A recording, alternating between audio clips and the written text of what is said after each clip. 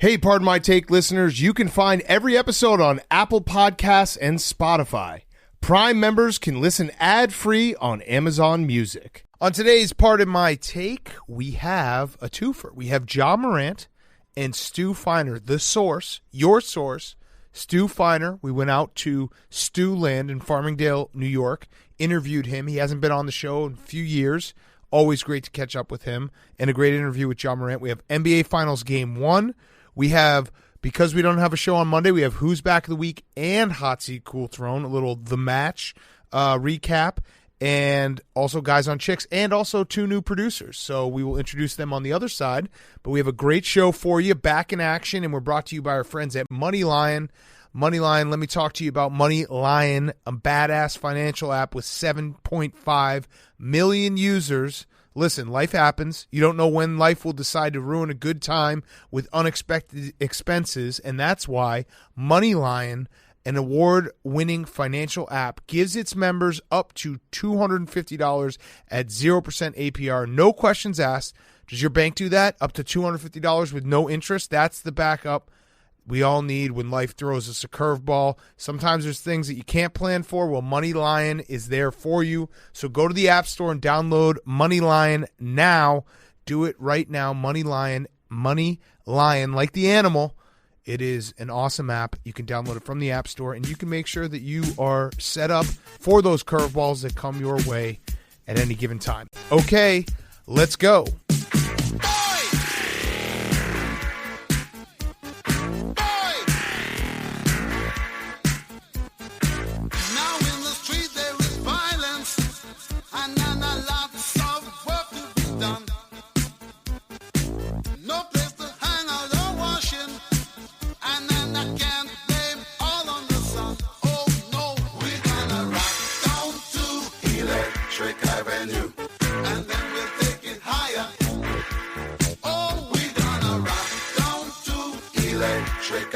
It's Pardon My Take, presented by Barstool Sports.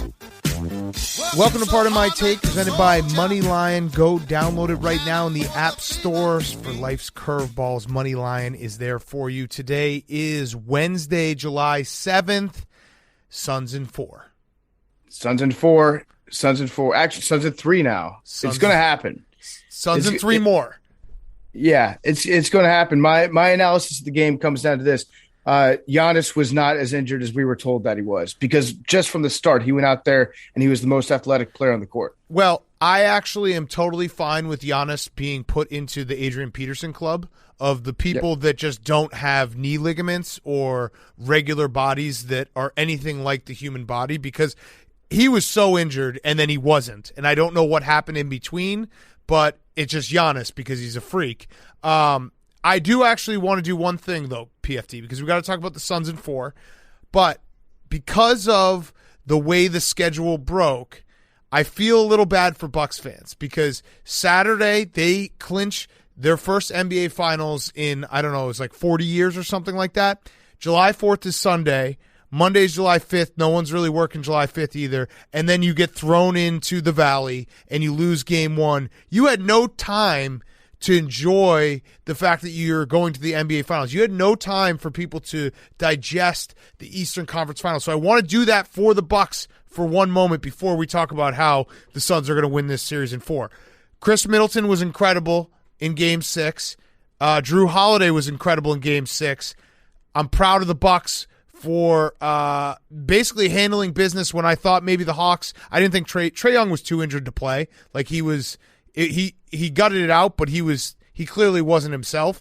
But the Bucks deserve all the credit for getting to the NBA Finals, going through the Eastern Conference Final. I know there's been injuries along the way, but we don't apologize for those when you're a fan of a team. So credit to the Bucks, credit to the Bucks fans. Here's your moment. If we had a show on Monday, unfortunately, we're already talking about the fact that the Suns are going to beat you in 4. Okay, yeah. I mean, I'll pretend like we didn't have a show. And you're right. They didn't get a chance to tune in to get up and hear Mike Greenberg talk about how great the Bucks were and how impressive that performance was. That's the best part of your team advancing in any sport, is like we've said before, you get to read the articles. those Bucks fans should be allowed to go to work. If you don't live in Milwaukee, you should be allowed to go into work and just stand next to a water cooler and pretend that game one hasn't happened yet. Correct. And just berate the Hawks fan that, or like a Mavericks fan or a Clippers fan and be like, you guys going golfing early, huh? That's a shame. Like you need that chance to bust your coworkers' balls a little bit. So I will allow our listeners, if they're in that position, a 1 day pass. Yeah, it really is. It really sucks how it broke out for them because this never happens because the NBA Finals are never in July, and the fact, like, guess what? July 4th, everyone's talking about America. They're not talking about the Bucks. So you missed all of Sunday, and Monday was a total wash as well. So Bucks fans, feel proud for yourself. You should get your moment in the sun. This is your moment. We're saying it right now. I really do. I was like legitimately very impressed with how they finished that series because they always say, closing out a series is the mark of a good team. Not letting teams linger around, not letting it go to 7 games. Chris Middleton, that legacy quarter he's had a lot of legacy quarters, but he was incredible. So Bucks fans, there's your moment. I feel bad that, this is a long series. I'm not going to overreact to game 1, but Suns in 4 is just really fun to say. And when the Suns win game 1, guess what? Suns in 4 leads the show. I will overreact, Big Cat. I'll take that bait. I'll say Suns in 4, Suns in 3 from right now. If Chris Paul plays like that, there's nothing you can do. The only thing I was thinking, like if I were trying to devise a defense to stop Chris Paul, the only thing I can think of is what I hear smart people say when they talk about basketball, which is they either are or are not switching enough on screens. So whatever they did in this game, you need to do the opposite of switching on screens of what you did tonight, and that should shut Chris Paul down. So that's my analysis of the game. Dude, Bobby Portis bull for life, but holy shit. He had that stretch where Chris Paul cooked him like 4 times in a row. And I want to give Bobby Portis some credit because he did the thing that you have to do when you're in the middle of getting fried on national television, or if you're playing in a pickup game, the same exact thing that has to happen. You then go down and take a really bad shot, just hoping that you'll make it. So everyone will be like, well, now it's Chris Paul versus Bobby Portis. They're going back and forth. He missed the shot. It was a bad shot.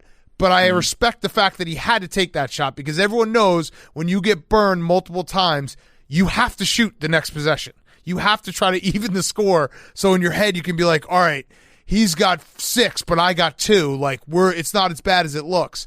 But Bobby Portis, it was actually criminal that he was left out on an island with Chris Paul in those moments. Like I felt very bad for him. If he had made that shot, then Mike Breen's like a couple alpha males going right at each other. Dominique versus Larry. Yeah, right. Yeah. Oh man, we're watching 2 greats battle it out.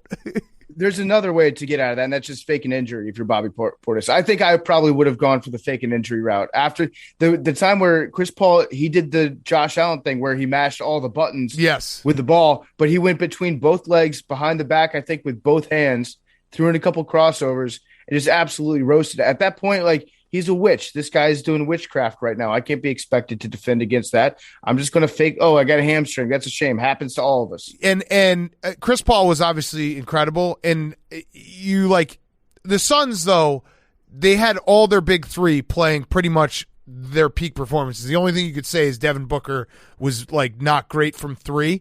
But Chris Paul had 32.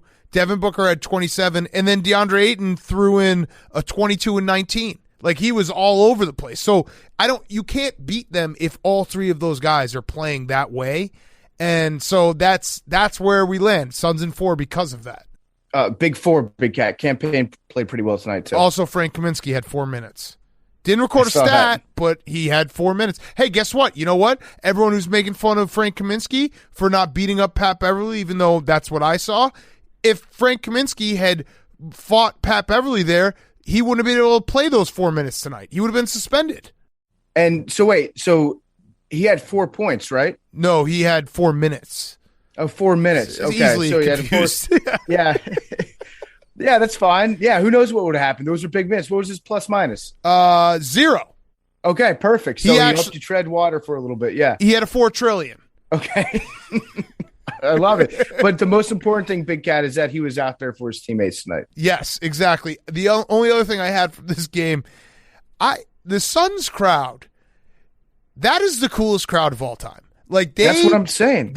That is a party that I, one, would never get invited to. But if I did get invited to, everyone would be like, look at that cop over there. And I'd feel extra fat. Like I'd walk in and all of a sudden I walk through the door and my shirt, it feels way tighter and my tits are bigger because that crowd, like half of the crowd, I don't even know if they know a basketball game's on. They're just partying so fucking hard and having such a great time.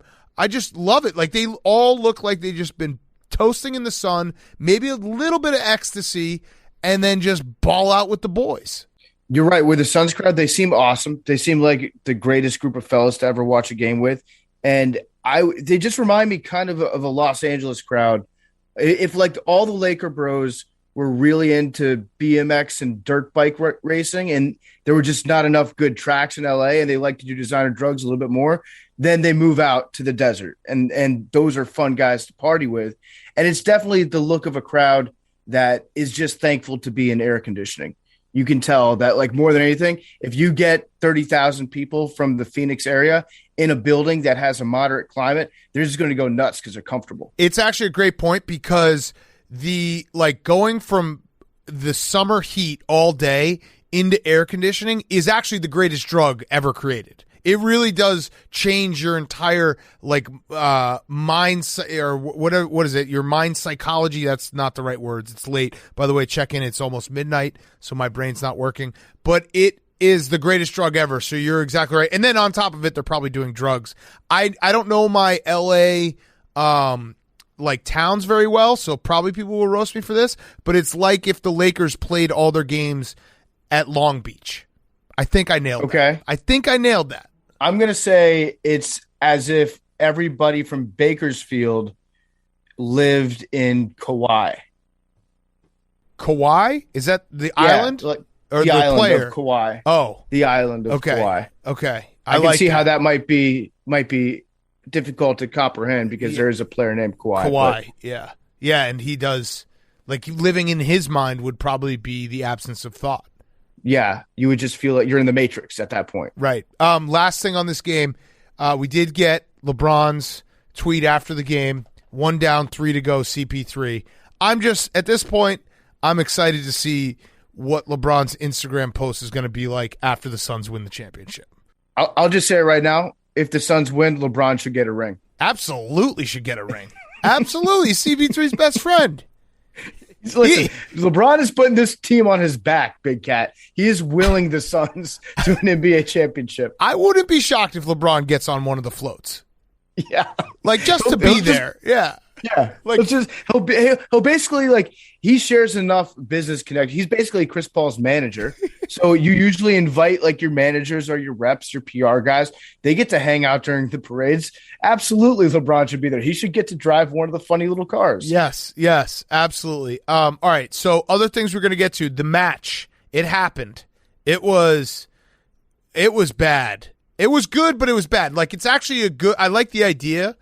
They shouldn't have done it. I don't know if how far out they schedule these, but doing it on the night of the NBA Finals, like, I watched the first 6 or 7 holes. Is like, okay, now there's a real, like, sporting event going on, the NBA Finals. I watched long enough though to realize that Bryson came with, like, all these jokes, and he ran out of them, like, in the second hole. And Phil Mickelson just had to carry the whole crew because Aaron Rodgers is a little surly.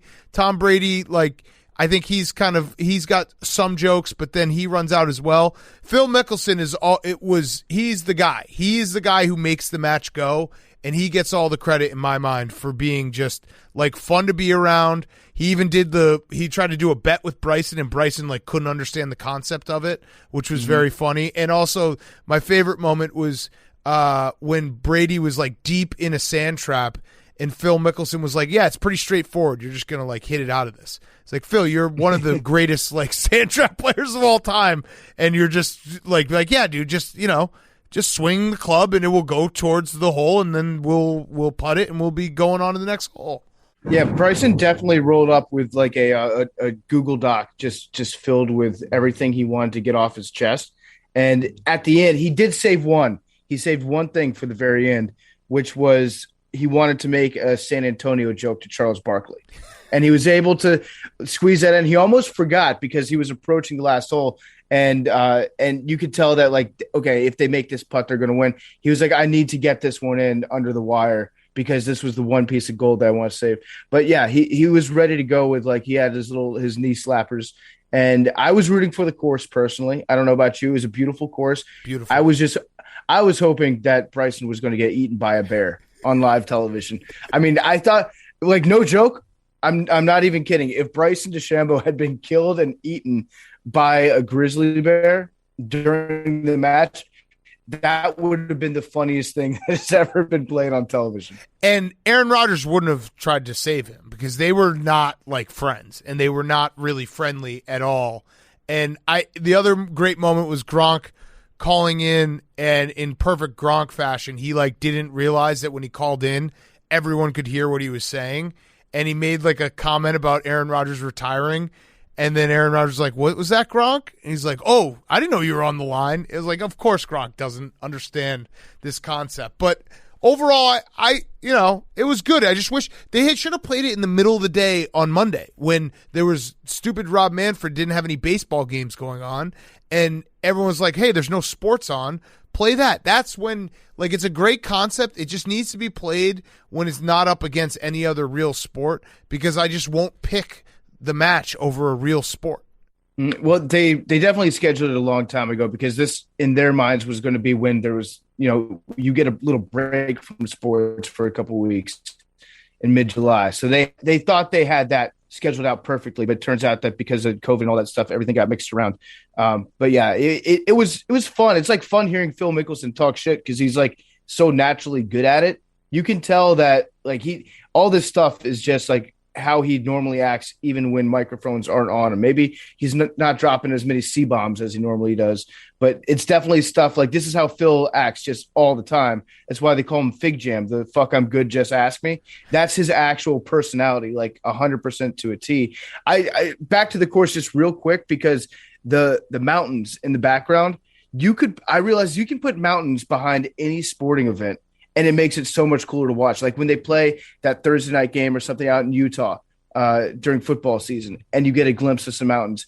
Mountains in the background of anything. I mean, shit, the last 2 seasons of Yellowstone sucked, but I watched every single episode of it because it might be shitty dialogue, but you're in front of like the most beautiful scenery in the entire world. So I probably watched the match longer than I normally would have if it was being played at that like last course in Florida or South Carolina or whatever it was. I like sporting events with mountains next to them. Yeah. No, I mean, it's why the Rose Bowl, those little mountains, they're like foothills, but they're still are, mountains, and that's part of the allure of it. So you're absolutely right that Aaron Rodgers looked like he was very happy in Montana. I tweeted out during the match, but I think speaking as a football fan, if Aaron Rodgers decided that was his last competitive event in the history of his life, I think us as fans would applaud him, and he doesn't owe us anything more. And next stop, Canton. So I just want to get that out there. Incredible career. What a way to finish it too, as a win on a win. People don't finish their careers on wins. They hang on too long. Aaron Rodgers is walking off a winner right now. So congrats to him on a great career. I was going to say, like, you got Peyton Manning winning Super Bowl, riding off into the sunset, John Elway doing the same, I think, and then Aaron Rodgers winning the match and no longer playing football after that. There's nowhere to go but down at this point. And really, you upstage Brady. Like, Brady can't retire a winner right now. If Brady wanted to retire, sure, he won the Super Bowl or whatever that was, but he lost the match. Right, exactly. All right, I have a question for you, PFT. It's the Roback question because I forgot to do it in the interview, so I'm going to do it right now. The Roback question, use code PFT on roback.com for 20% off your first purchase. That's RHOBACK.com with code PFT. They make the best performance polos and hoodies, and they just dropped new 4th of July gear for you, so go check it out right now. My question is, are you feeling a little bit – Bryson's weird. That's actually the question. Bryson's weird. And I actually stand by what I said on Friday's show that there's 5% of me, which won't come out often. Like you saw, I made jokes at his expense today, and I will continue to do so. But 5% of me will deep down feel a little weird for him or bad for him because he doesn't know how to converse. Like when they were busting his balls, you could see it on his face. He just didn't know. He wasn't computing with him. He didn't understand it. So that's where the I feel bad for him. So my question is, do you understand a little bit more what I was saying? My answer to you is yes. Bryson is weird. Good question. He's weird. He's a weird guy. I don't think I'll ever feel bad for him. I just think he's so, because the personality that he puts out there, and everything that he's tried to turn himself into is in the image of a guy that does not give a shit what anyone thinks of him. So if you're going to put that image out, if you're going to gain like 30 pounds of totally legal muscle and act like you're like the big tough guy in golf, and I hit bombs, I'm the big swinging nuts on the golf course, I'm gonna have zero remorse when it comes to telling you that your hat sucks. So no, I'm not. I will not apologize, Big Cat. I'm not apologize for making fun of Bryson DeChambeau ever. I'm not asking you to. I'm just saying hurt people hurt people. So when I see Bryson, he's hurt, and that's why he hurts people by being a weirdo all the time. I don't think he's hurt because bears can smell weakness. And if he was actually hurt, a bear would have killed him on the course. I would have laughed, but then probably felt bad about him being mauled to death. So I take back what I said earlier. I will feel bad for Bryson if he dies via the paw of a grizzly bear on television. I also have no problem people calling me soft for that take, but it's the truth. I'm going to keep making fun of him. 95% is a lot. That's the 95% that's going to keep making fun of him. The 5% is just deep down every now and then I might just pump the brakes on it and be like, okay, I'm not going to make fun of him this time. 5% of the time. Should we talk a little soccer? It is coming home, even though this might be a terrible jinx because England does play against the team of destiny today. But that Spain-Italy game was electric. The Euros are just electric. I just love watching soccer in the middle of the day. It's the perfect warm-up for other sports at night. Yeah. No, Italy looked really good today, and that dude Chiesa, my guy Chiesa, he's the next GOAT. Like we might be seeing a torch event happen in the next year, 2 years, where Messi passes that torch. Chiesa's a beast, had an awesome shot, awesome score. I just love the Italians because they look so Italian. Everybody on the Italian national team, when they cut to him, they could be wearing a neon yellow shirt, and I'd be like, that motherfucker is Italian. Mm-hmm. They all hit that real juicy prime spot that I'm looking for, and so it's fun to watch. That sounded weird. The second that I said it sounded weird about the juicy prime spot, but I'm going to continue with my thought that I actually do love the look of really Italian people, almost like looking at a cartoon. It's like I'm watching The Sopranos on a soccer field, but I think it is coming home. I think England's going to win. I think they're going to dominate Denmark.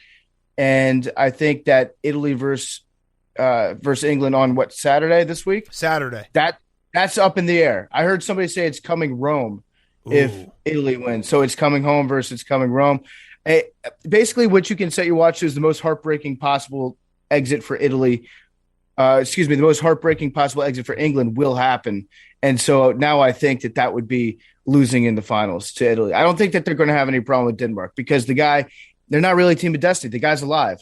So thankfully he's alive. But they're playing. But they're not bringing him out until the finals. He's going to be in the stadium surrounded by EMTs in the finals. They should do that in the semis. No, that's a carrot for them to get to the finals. They can't let him down now. He might die.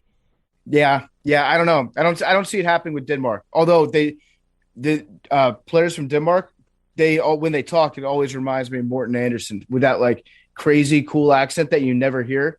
Yes. The Denmark accent's very underrated. Yeah, no, they do have Team of Destiny vibes. I don't know. I'm also rooting for extra time in all these games because it really does just bridge the gap. You're watching a game at 3:00. You're like, it'd be sweet if this game lasted till 5:45, and then there'd be more games coming on. So just more of that in the sports calendar needs to happen, where we just have games just stacked up on games. So you never really have to, Monday was the worst because there just were no games and you just sat there being like, well, what do I do now? One thing I really enjoy about the European soccer too is all the coaches dressed up in their like finest suits and most stylish like skinny ties and stuff. You'll never see an American football coach wearing clothes that fit them.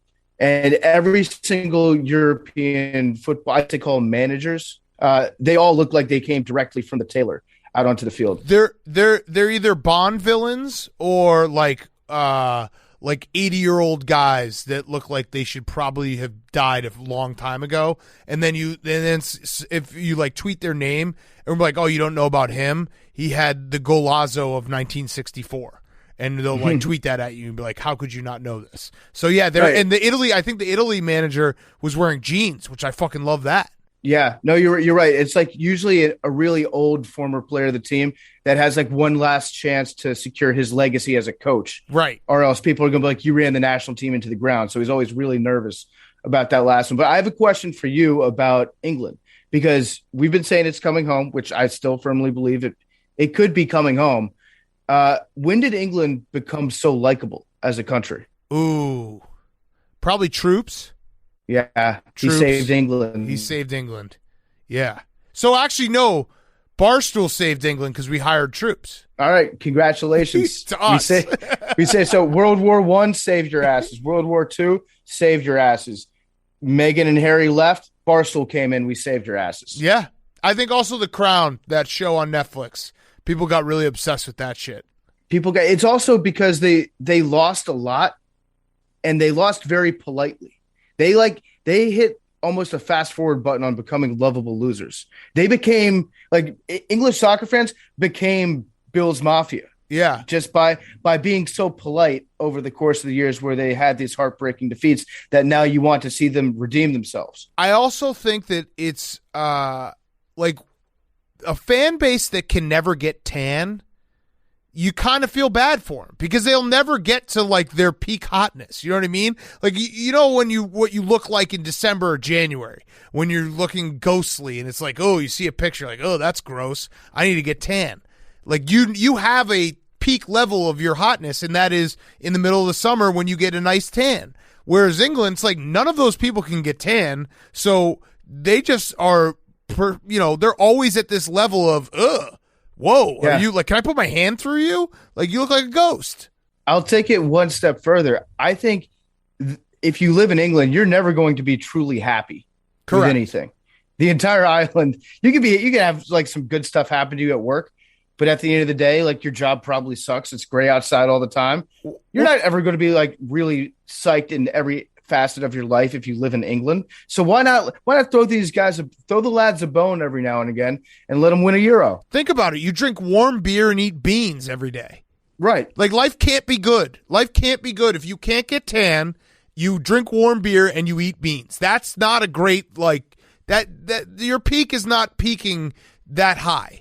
No. The thing you get most excited about in the world is like watching your frumpy old mascot drag her corgis around on a like asphalt sidewalk in the middle of downtown London, and then everyone has to pretend to be happy about it. This is a country filled with people who are generally polite regarding most things. They're understated, but it's because they know that, like, hey, there's really nothing for me to be that pumped up about, so I'm just going to be quietly polite all my life, and hopefully one or two good sports things will happen. And that's really the most that you can hope for out of any life. And their accents are cool. Because, like, whenever an English person says anything, it could be the least funny thing said, but it's still funny. So they have that. Like, it basically is the perfect mix where everything's shit for them, but every word they say seems funny. So it seems like they're really cool, like, go with the flow. Hey, at least I have my sense of humor about me type of people. And that's a good person to be around. Absolutely. And I really want to see some English shows put all their cast of characters together to whip up a video super fast in the next like 3 or 4 days. Like, I want to see the Peaky Blinders meeting down at their pub and like raising a pint to the British national team before the game on Saturday, before they suffer heartbreak. I want to see like all the British stars come out with, you know how they sometimes do that? You rally around a national team on an occasion like this. Give me the Peaky fucking Blinders, like threatening to slice Italians' eyeballs out with their hats before Saturday. That's what I want to see. Isn't that like season 4? Yeah, that's every season. They got some of them have horses in them. With Adrian Brody, right? That's right. Yeah. Yeah. That is season 4. They should just play season 4. It might not be season 4, but whatever season has Adrian Brody, they just should play that last episode and be like, this is what we're going to do. Yep. All right, so we're rooting for England. Let's do Who's Back of the Week. Then we have John Morant, Stu Feiner. Then we're going to finish the show with a Hot Seat Cool Throne and a quick Guys on Chicks. So Who's Back of the Week is brought to you by our friends at Cash App.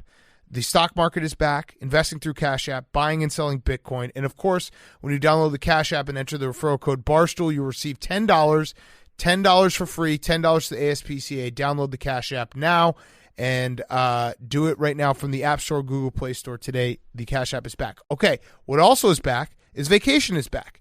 Hank, Liam, Jake, Billy, all on vacation, a much-deserved vacation. In their place, we have guest producers, this is exciting because we've never had guest producers here. So we have Jake Lasofsky and Youngstown Bob, also known as Tonguestown Bob, because he eats a shitload of pussy. Right, Bob? No, he's shaking his head. Okay, so he doesn't like that. He likes it, but he doesn't like it. You know what I mean? It's one of those things. But he likes I heard it. Different. I heard he likes it. I heard you like bonk. Tonguestown bonk. Ooh. No, and also you might know Youngstown Bob. So Jake produces a lot of stuff here, but he does produce Jake Marsh's and Rico and Marty's college basketball podcast called The Beamocracy? No, incorrect. That one is no longer. The B-Mobs. What is it called? Barstool Bench Mob. Barstool Bench Mob. Are you sure? Yeah, that's the only podcast that does college basketball here. Okay, all right. I agree to disagree. And then Youngstown Bob, you might know from being my burner person. So I have access to his Twitter account, and I tweet from his account whenever. Actually, did you get suspended for that tweet I sent? Not yet, I guess. Okay, I think I said that I wanted the Whistler from Vanderbilt to get a disease where he loses his tongue and his lips and can't whistle, but he has to stay alive and then dies. And I tweeted that from Youngstown Bob's account, so it wasn't from me. It was from Bob. Bob, that's a really fucked up thing to say about a person. Well, you're really talking about HPV right now. Yeah. So the same thing that got, what's his name? Michael Douglas. That's what you want to happen. Tonguestown Bob, you might be able to give us some good pointers. I think that was a good use of the burner account. By the way, I just started up a brand new burner account because I had to do a different one. I got sick of using the one that I had, and too many people started to follow it, so it becomes not a burner account. So I'm just whack-a-mole right now on the internet. If I do it too often, am I going to get my main account shut down? No, they can't do that. I don't think so. I'll start my own. Okay. All right, so let's do it. Who's back of the week? Jake, lead us off, because that's usually Hank leading us off. Jake, lead us off. All right. Oh, he didn't hit the mic. That's okay. Mic is on. By the way, I just wanted to say a little shout-out to both Jake and Youngstown Bob for being here, because they stepped up, and we really appreciate it. And also, shout out your own Twitter accounts. Let's get some followers up, right? Yeah. All right, so Jake. The Italians are back. Obviously, big week for them. Big win yesterday over Spain.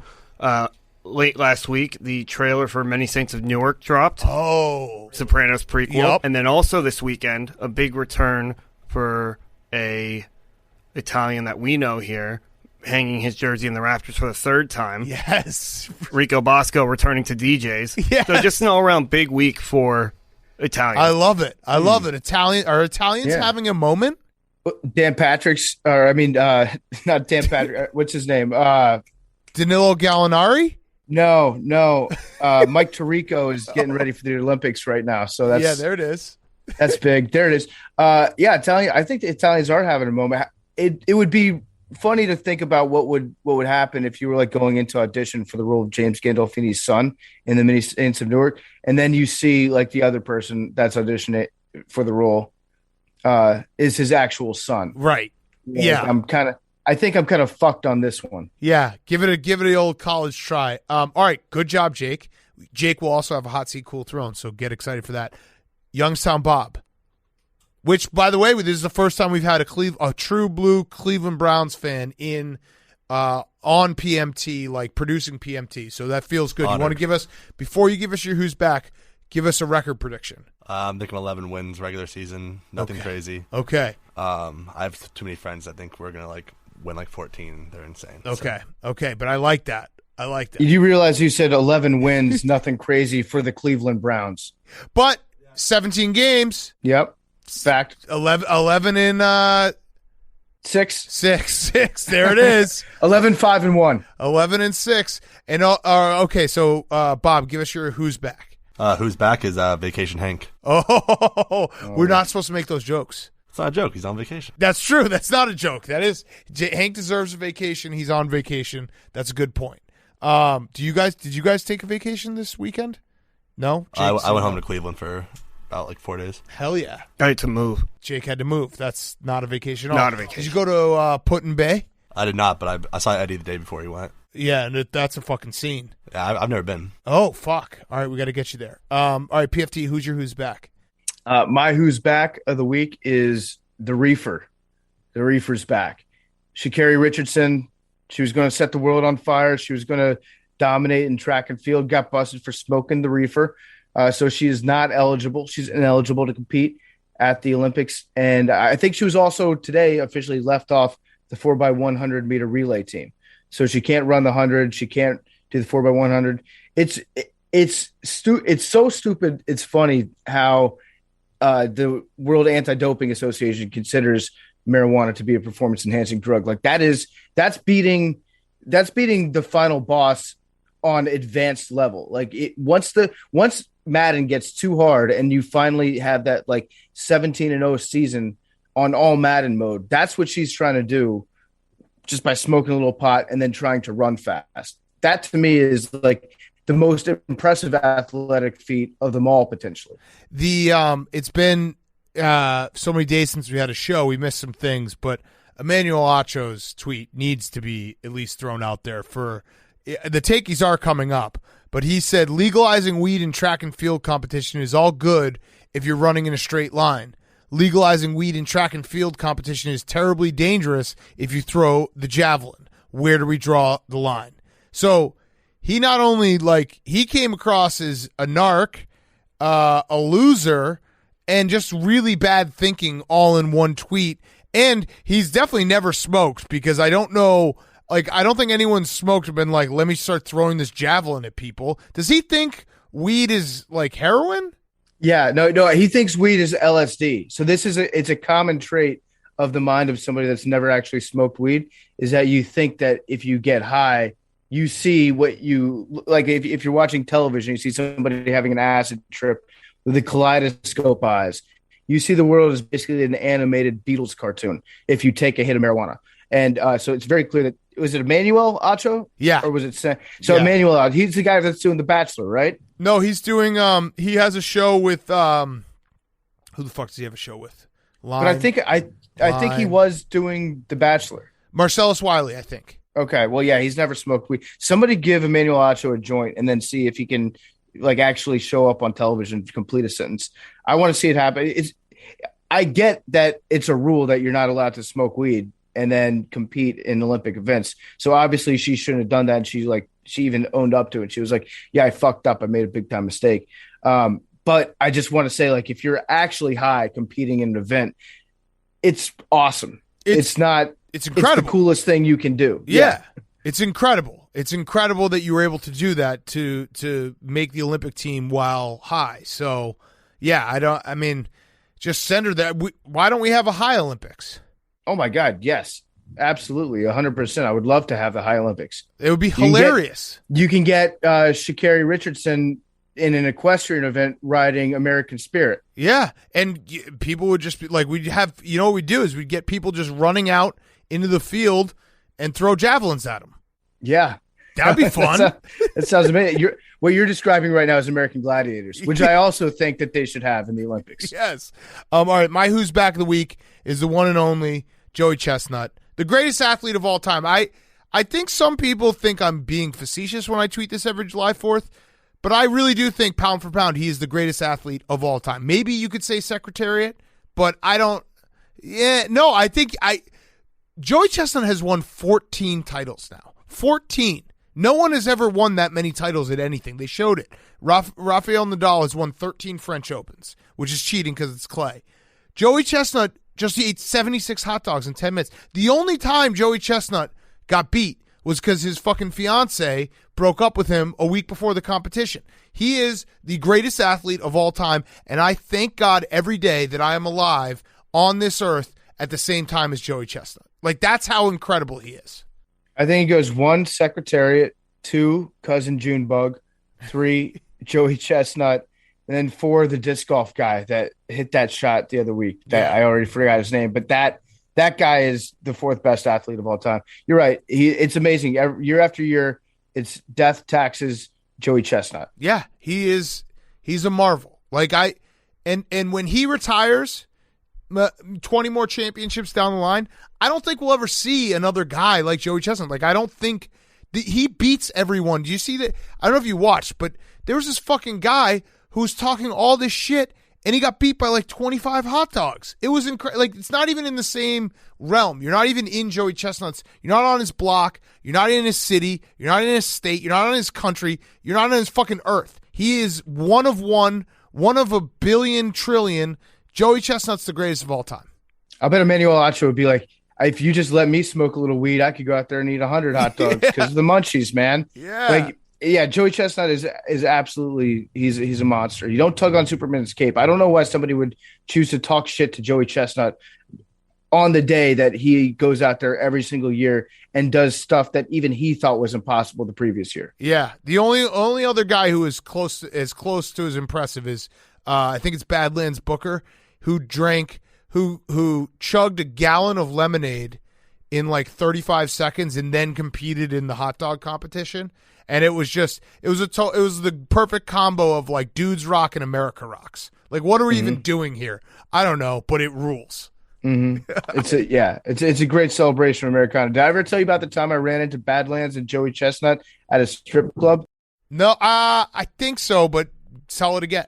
Well, that's basically the entire story. Is I ran into them at a strip club, and then cool. I hung out with them for a couple hours and drank some beers. Actually, at the time I was there, they ordered something like 10 or 11 beers each, and then the next morning they were both competing in a corned beef and cabbage eating contest in Savannah, Georgia, on St. Patrick's Day. And so they did that, having gone out the night before and gotten absolutely mangled, which even makes me respect them more as competitors. They're like Lawrence Taylor doing that. Joey Chestnut like parties. I remember when I competed against him, which I will be saying that will probably be the first line in my obituary. And I will also be very upset if, you know how people make the videos like MJ competed against plumbers, if they put me and like Joey Chestnut competed against plumbers and it was me. But after we competed, we were backstage and he's like, "You going to come to the bar with us?" I was like, "What are you talking about, dude? I ate 12 hot dogs. I'm not going anywhere for the next week. Like, I feel like absolute shit."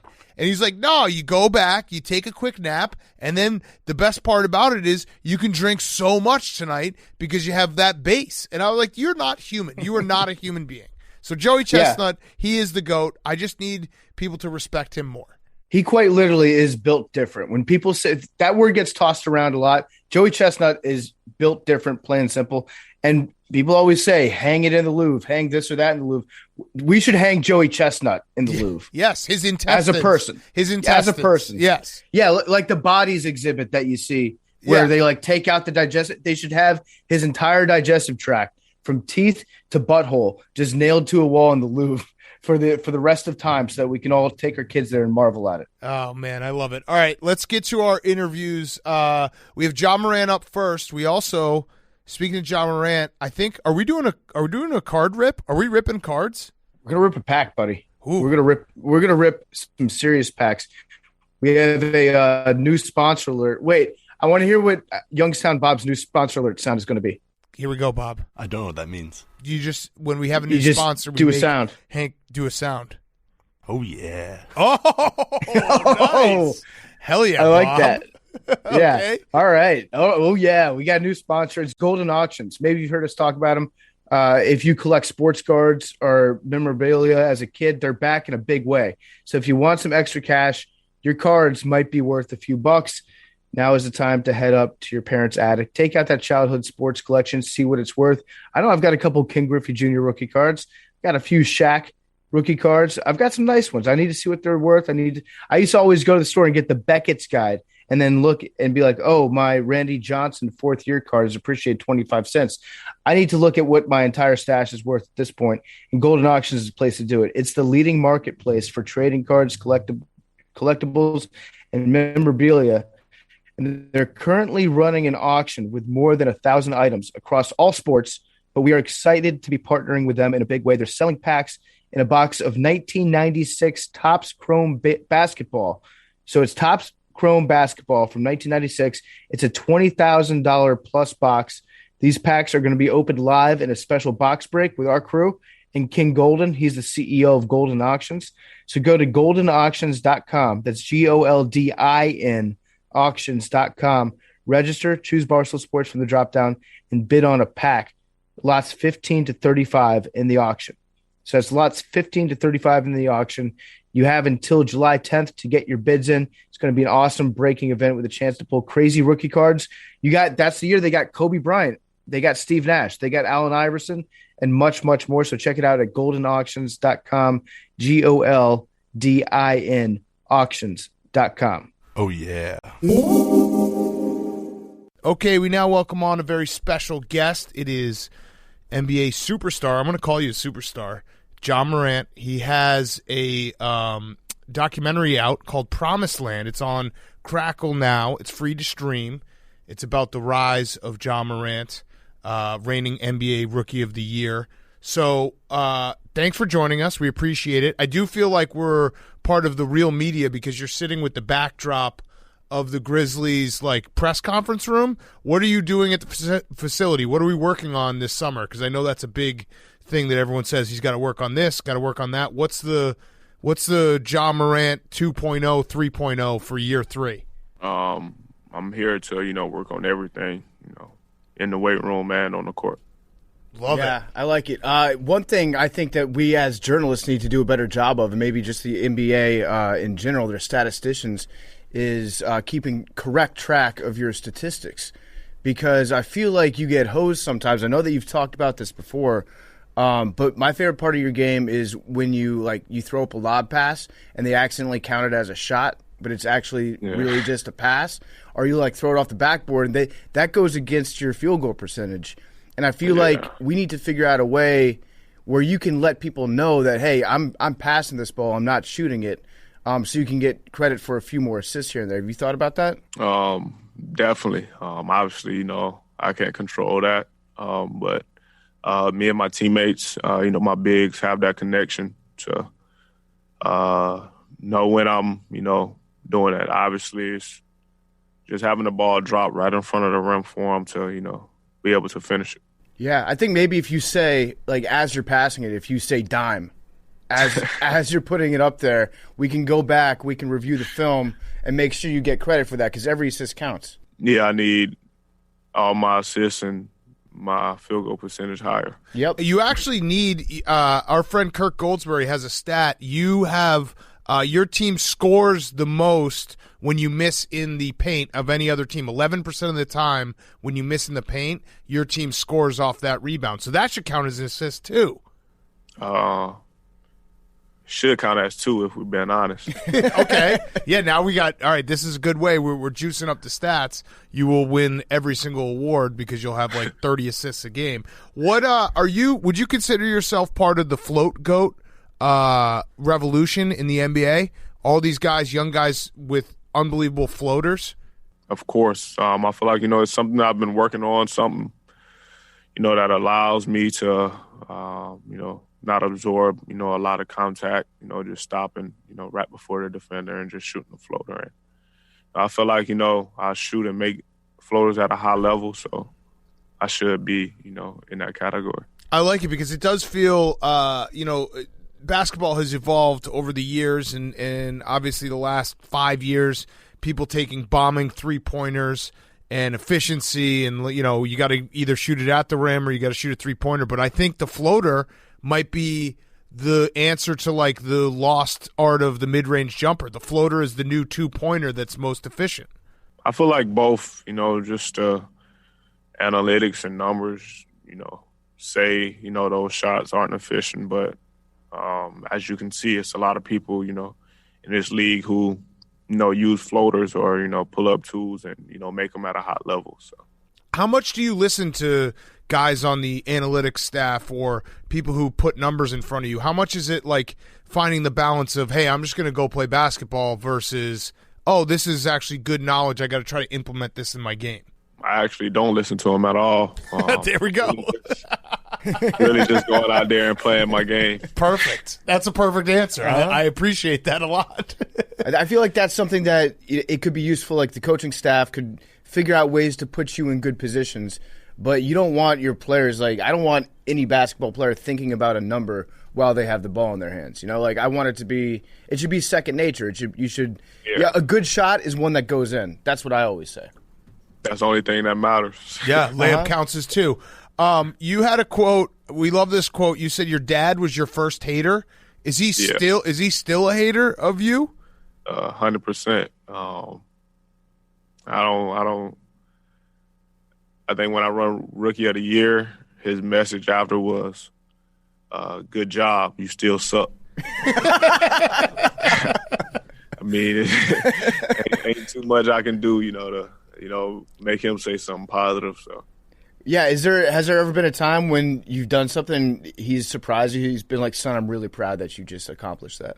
Yeah, like just my 2 seasons. Right after this season, he was like, "I don't do this, but I'm proud of you," and then start laughing. So is he? I would imagine he's also featured a lot in the docuseries, which again is out now. Promised Land. You can check it out on Crackle. Is he a featured player in the docuseries in your relationship with him? Yeah. We got, parts that, just shows our relationship, shows, how he played a, part in, my basketball career. And he was a pretty good basketball player too. He played with Ray Allen, right? Yeah. He was. I'm going to call him trash, though, since he called me trash. Yeah. I mean, you should just, every time he calls you trash, you should just play him one-on-one and wipe the floor with him. Yeah, he won't play me no more. I beat him last time. We had this, kids versus adult game, and I hit the game winner on him, and he won't play me no more. Mm-hmm. So.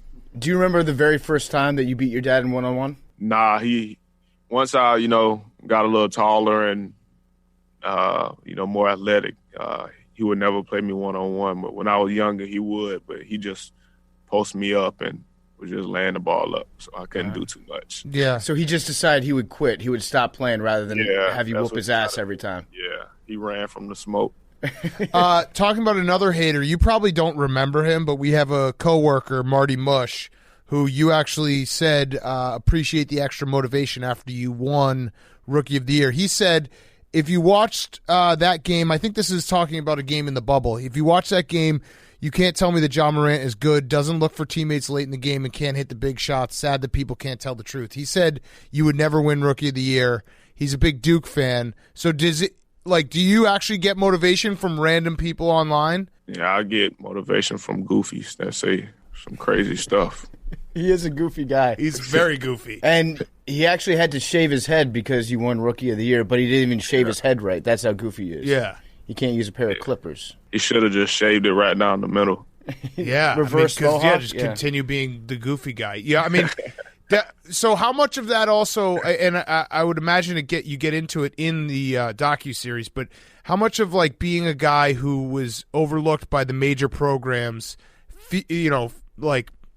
fuels everything that you've accomplished right now in the NBA? Like, do you still have that chip on your shoulder? Like, why didn't all these big-time programs come calling? Yeah, I still have that, that underdog mentality. Where I'm from is the reason, I play with this chip on my shoulder and, not receiving, any recognition and, being overlooked, obviously, just, added more to it. So I still, take that in this league and play, like that underdog. Were there any teams, like big programs, who hit you up and was like, hey, you could walk on, or hey, well, you can play for us, but you can't get a scholarship? Like anyone who is truly, like, how could you do this? Like, I'm clearly good enough to play at Division I and higher.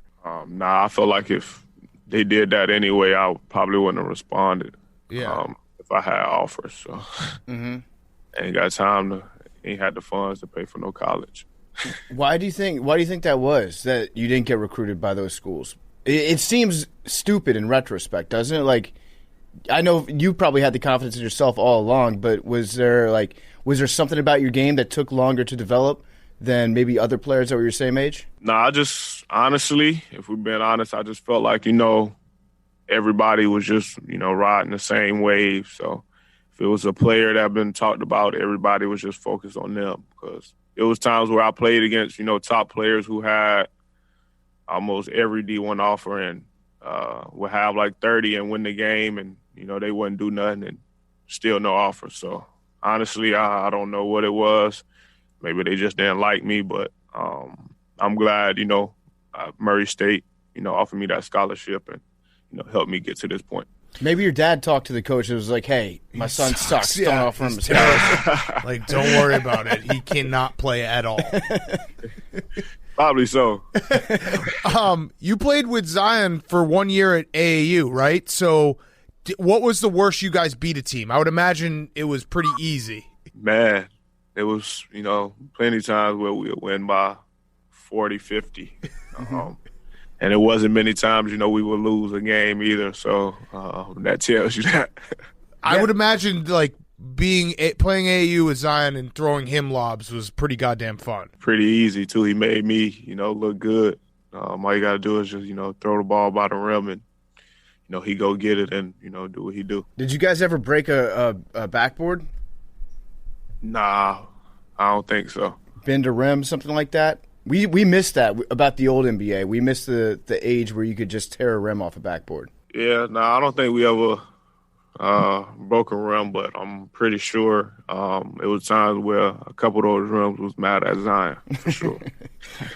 Do you feel like at this point in your career, like especially the last few months, it felt like on any given night you could go out there and be like, you know what, I feel like getting 40 tonight. And you could just go out and grab, 35, 40 points. Do you feel like if you're in the right headspace, you have the ability to do that on any given night? Yeah, of course. I have that confidence. I know I'm capable of it, but I'm just a team player. I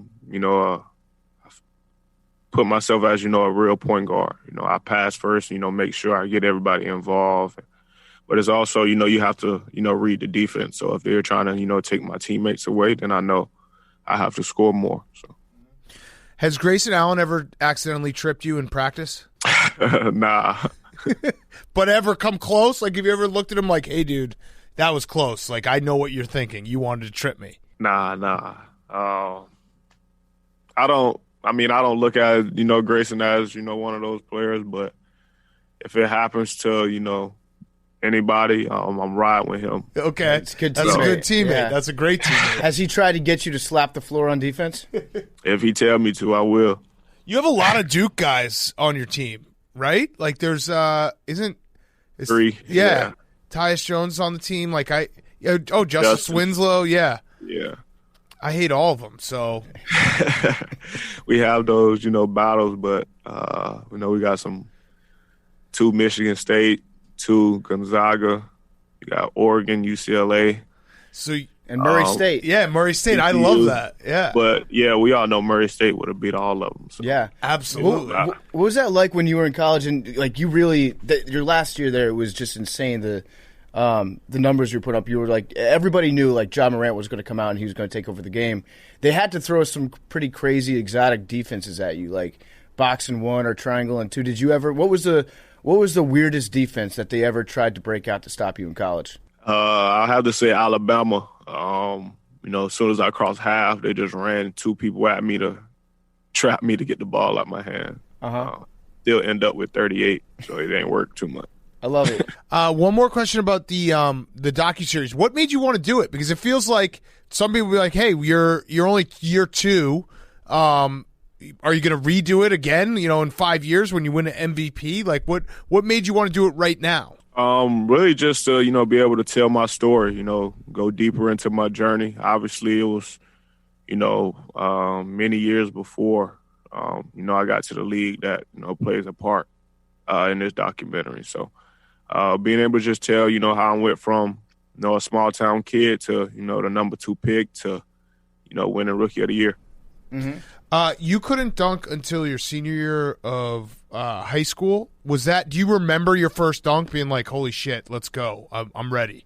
Yeah, it was my 11th grade summer going into my 12th grade year, my senior year, and we used to have some runs at my high school, and my whole 11th grade year, I was just trying to dunk, but I couldn't. And then got to that summer, I threw a lob to myself one time, and then got me a little rim grazer dunk in, and from then on, it just got even worse. You feel like it was a lob to yourself was your first dunk? That's pretty badass. Yeah. How you just, throw it up, let the ball bounce. And yeah. Go get it. Yeah, I had to make sure the lob was perfect, like right by the rim, so I can just put it right over. Sneak it right over. Yeah. Did you feel like a changed man when you hit the ground after that? Yeah, I let off a scream, like, finally. But yeah. Then, you get a lot of confidence after that, and I tried to dunk again a couple times after that, and it didn't work out too good, so I just had to hang it up. I'm curious to know about maybe one of the best landmarks in America, one of my favorites certainly, the Bass Pro Shop Pyramid in Memphis, Tennessee. Have you had a chance to go there? It looks like the most magical place on earth. Nah, honestly, I haven't had a chance to, go there.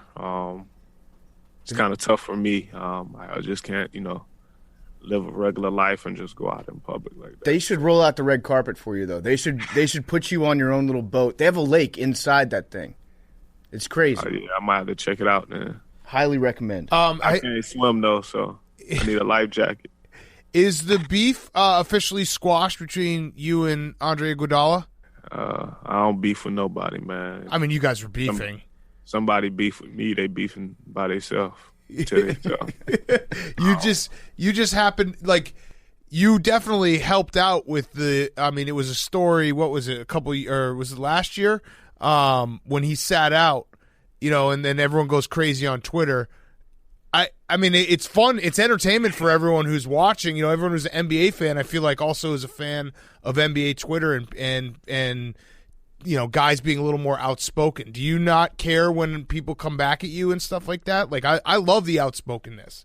Nah, I don't at all. And then I'm, speak my mind as well. So, if you say something, then I say something back, then you take it how you want. You just let me know, what you want.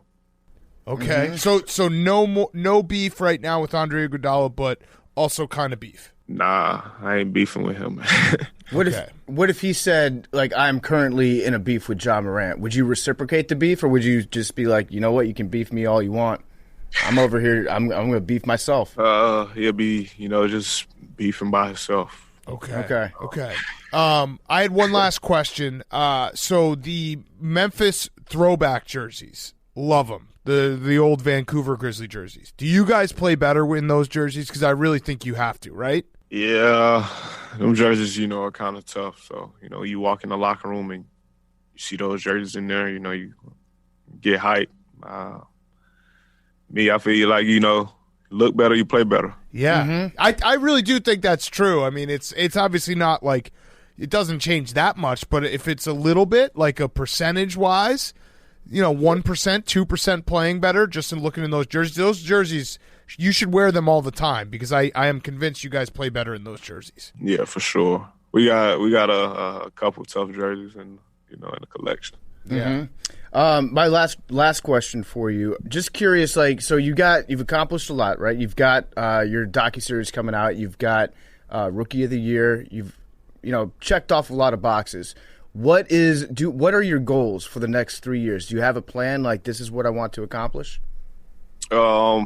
Really just, win a championship. I feel like, if I do that, everything else will, fall in place. Mm-hmm. You think if you win a championship, your dad will be like, hey, no offense, but I love you? Yeah, he probably would. The I love you part, he says that, but it's the on-court stuff, like proud of you, all that. Would he he probably would be hype, and then it'd be like, you still suck, but congrats. Yeah, I want to see you win a title just to see how your dad can spin zone that. Your dad would be like one of those burner accounts online that would be like, that's a Mickey Mouse championship. Yeah, too many guys got injured. Like one of the worst championship teams of all time. Asterisk beside it. I love it. I love it. Well, Ja, thank you, man. We really appreciate it. And good luck with everything. Everyone go check out the docuseries that's out now. It's Promised Land. It's called Promised Land. It's on Crackle. And if you want to see Ja's dad be more of a hater, go watch it right now. Yeah, and Marty, shave your head right. I love it. I love it. Thanks so much, Ja. Thank y'all, man. Okay, before we get to Stu Feiner, quick word from our friends at Noom. When it comes to losing weight, there's a lot of pressure out there to label food good or bad, but that just creates unnecessary dilemmas. Noom is here to change how we see food with a psychologically based approach that looks at what you eat, but also how you eat. Instead of making you feel guilt or regret, Noom empowers you to keep going. I've had this happen a lot of times where, you know, I'm like, hey, I'm too tired. I'm just going to eat some bad stuff today because I got to get through the day. That's some bad psychology. Noom is there to help you get over that hump, to know exactly what the habits you are doing when it comes to eating and how you can get healthier on a day-to-day basis. You know, goals that I've had, like, hey, try to cut out carbs or try to eat less sugar. All those things, Noom can help so that you can have that mental toughness when you are approaching what you eat. You don't need rules to lose weight, just the knowledge and wisdom to help you build smarter, more sustainable habits. And Noom's cognitive behavioral approach helps you unlearn bad habits and better understand your relationship with food. This is for people who are trying to make a long-term goal. It's not a fad diet. It's not something that you can lose, 5 pounds in a week. It is something that will help you be healthier overall for a long period of time so that you can keep the pounds off and have more energy and feel better. One size does not fit all as well. Choose your goals and Noom will personalize a weight loss program to you. 80% of Noom users finish the program and over 60% have stuck with their goals for at least a year. Like I said, long-term goals. With Noom, taking care of your health is empowering instead of stress-inducing. No need for to fear ruining the whole program with one off day. Noom will help you get back on track. All you need is a daily 10-minute check-in, no grueling early mornings or huge chunks out of your day. So start building better habits for healthier long-term results. Sign up for your trial at Noom.com/PMT. That is NOOM.com/PMT. Noom.com/PMT. Noom.com/PMT. You can get a free trial to sign up right now at Noom.com/PMT. Okay, here he is, Stu Feiner. And now for something completely different. Okay, we are now welcoming on a very special guest, one of our closest friends. A living legend. A living legend. He is a living legend. It is Stu Feiner. It has been 4 years since we've been out at Casa de Feiner, the compound. We're back out here for a PMT field trip day. I don't know when we're going to run this, but I wanted to start, Stu, just to get in the mind of Stu Feiner, because there's people that probably don't really know you from the PMT audience because it's been that long. But how did you start your day? Give me the exact because we walked in here at 11 o'clock and the first thing you said is you want to rip a bowl. So how did you start your entire day? What time you wake up? Woke up at 5:30. Okay. Peed. Yeah. Went back to sleep.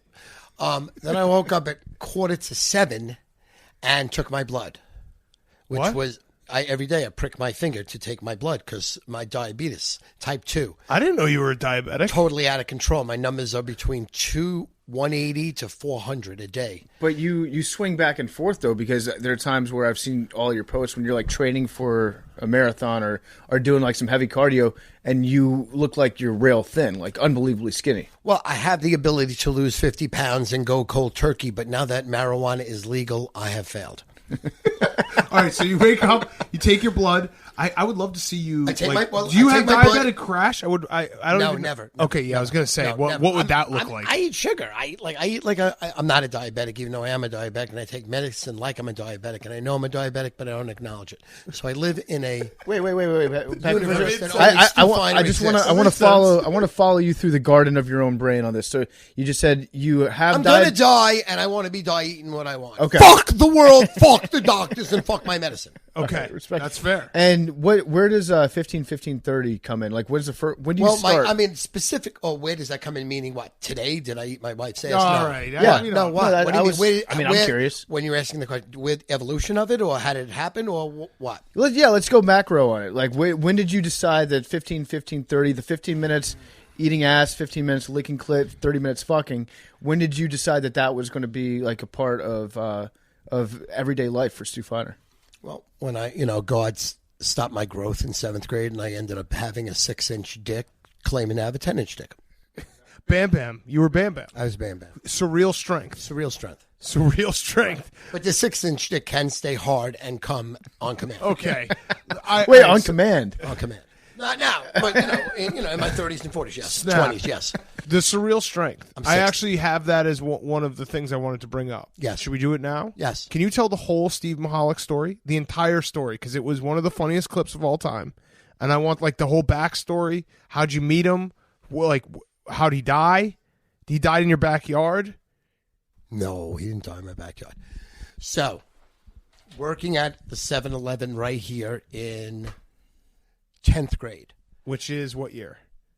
1977. Okay.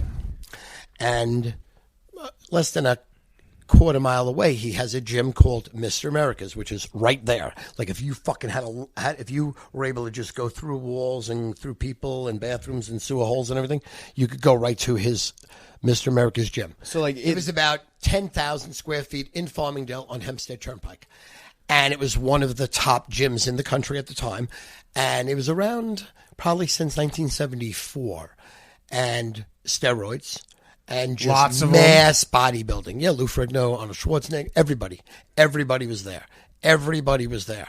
And they would just bench and shoot massive amount of weights and just walk around like mean and angry and work out like 20 hours out of a 24-hour day, throw people through plate glass windows. So anyway, we got a job working there in this nice, hot, very mellow environment. So my job was to stack the refrigerator with juices and then in the bathroom, pick up the syringes and throw them in the garbage. How many syringes do you think you would clean out on like an average day? 60. Okay, so none of this, by the way, is hyperbole, just so everyone knows. So anyway, we worked out in his gym. You were never allowed to talk to Steve or to the people that work there. I read a story that Steve Michalik, there's like legendary No, stories. you could not. He once beat a guy up because he thought the guy was stealing his strength by looking at him. No, I saw fights that it was really like disturbing. Like, thank God I worked for the place that was dishing out the fights. Otherwise, I would never come back there for the rest of my life. You know what I mean? It was murder. Like people died. There's no way you get hit in the head with barbells, kicked in the face, 10 people, multiple times, thrown through plate glass windows, left for dead on the concrete, car coming, putting a body in a car. 5 times I've seen that. Or is this 76, real life? 7, No, 8, this is 9. 70s, babies. So what was it like? What was the protocol when there would be a fight inside the gym? Everybody looks down. Like, an Everybody understanding, looks down. let the two of them handle it? No, You didn't say Steve. anything? No, it was always Steve Michalik and his crew beating someone up mercilessly for no reason, just because they were roided out. Like, And did you lift? yeah. So Steve got you on a program.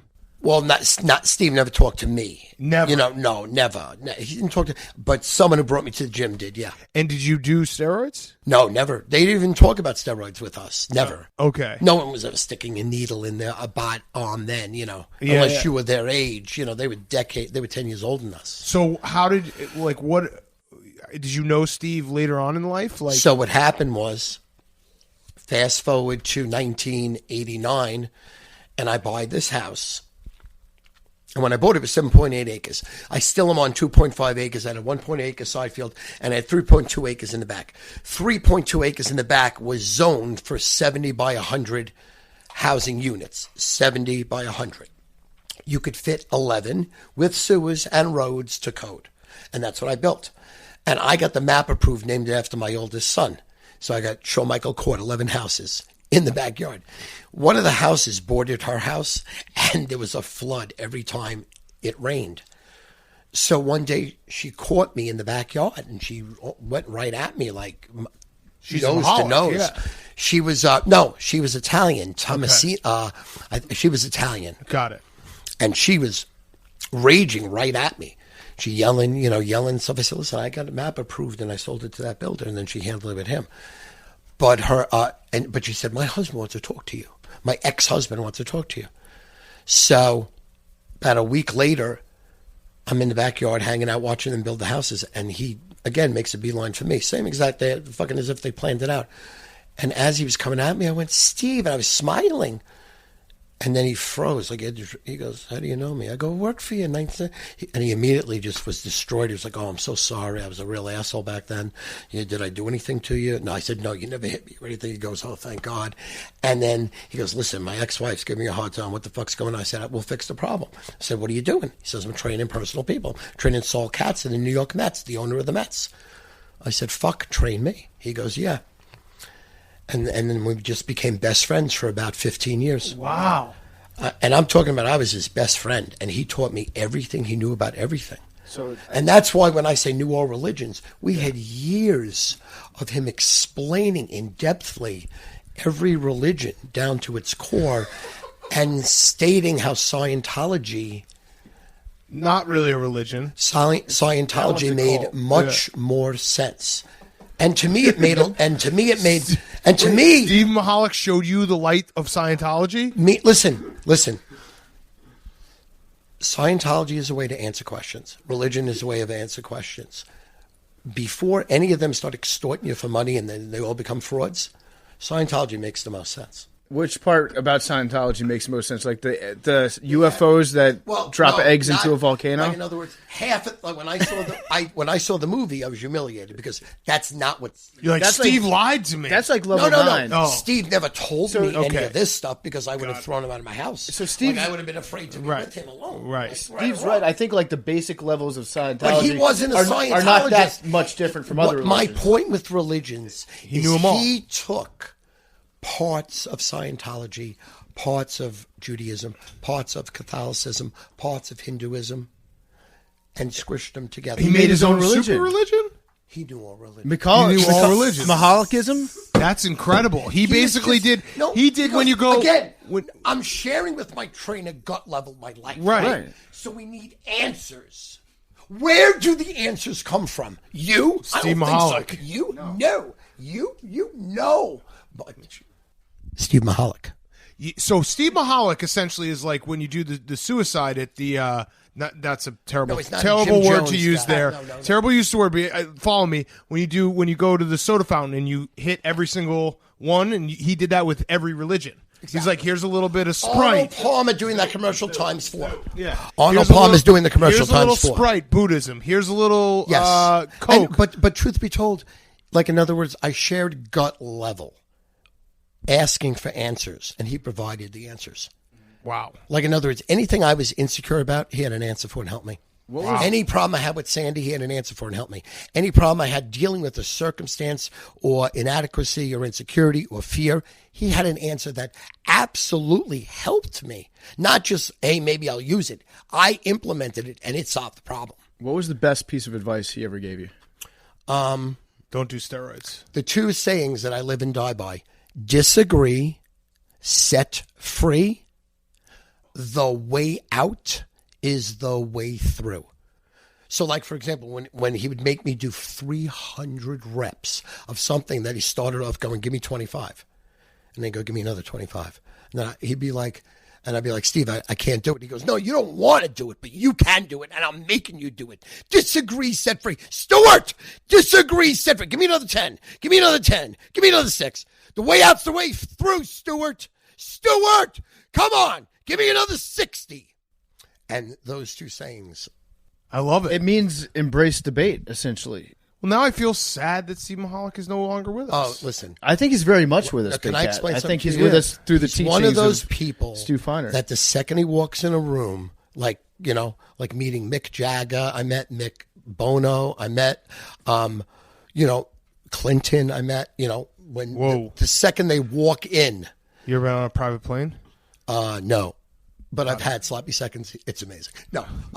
But in other words, when he walks in a room, you just gravitate to him. Yeah. And he's so smart, like listening to Buddha almost. He was disturbed. He had a very dark part of his life.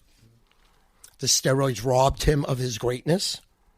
It was a shortcut to enduring another decade of being at almost a high level, like world class level.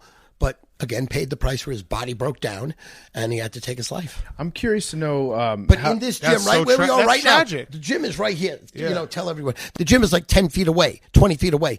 We were in that gym for 3 times a week for 10 years.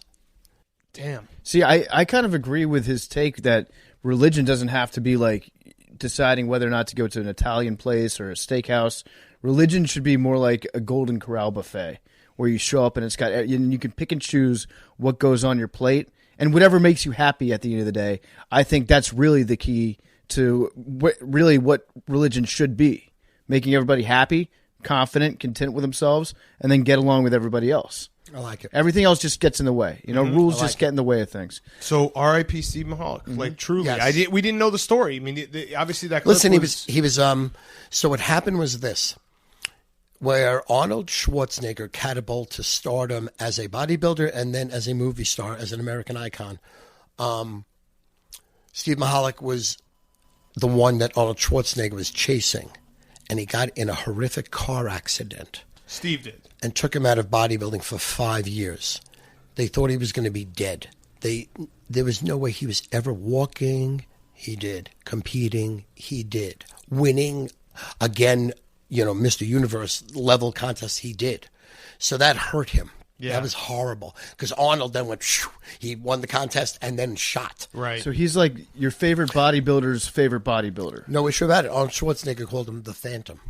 Oh, that's a cool name. Because out of the blue, all of a sudden, he started competing and winning and winning and winning and winning, and then he was there. Just imagine Arnold calling you the Phantom in that cool voice of his. Damn. Yes. No better compliment. So, Stu, the last 5 years, what has it been like? Because I know that our relationship started 4 years ago. I knew about you forever.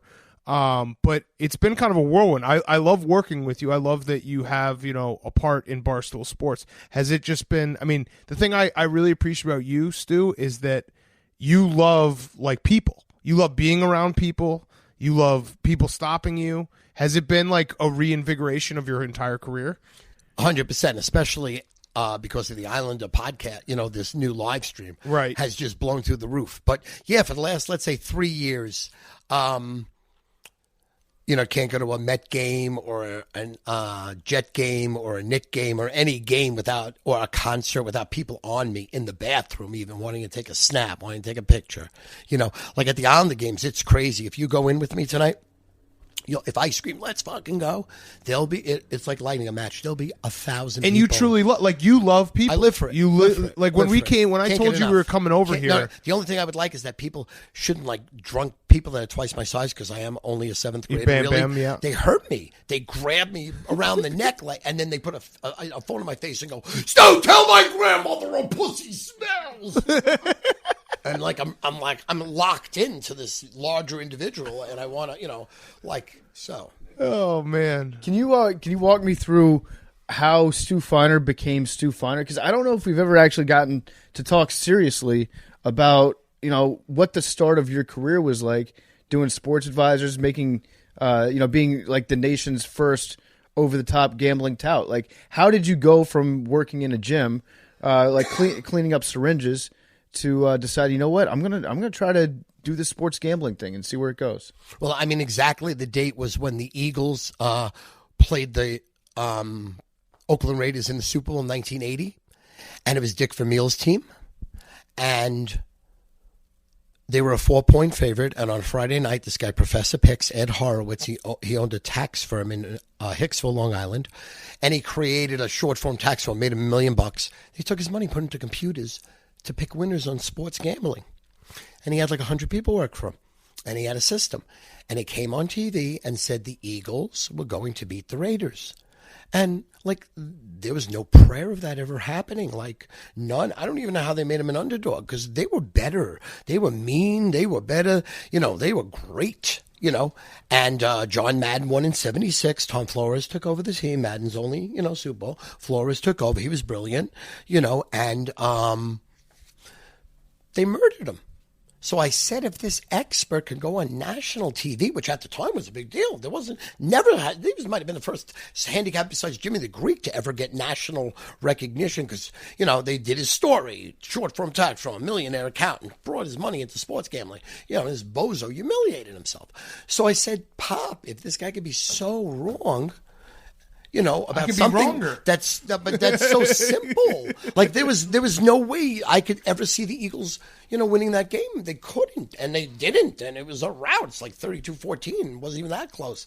And so I said, let's go into the business. So my father lent me $1,500, and this other guy that was 23 years older than me got $1,500, and we opened 2 desks against each other, and we bought lists from sports like magazines, Sports Illustrated, and we started calling people on the phone and just randomly calling them and saying, hey, we have picks, we pick winners, we have information, you know, and that's how it started in 1982.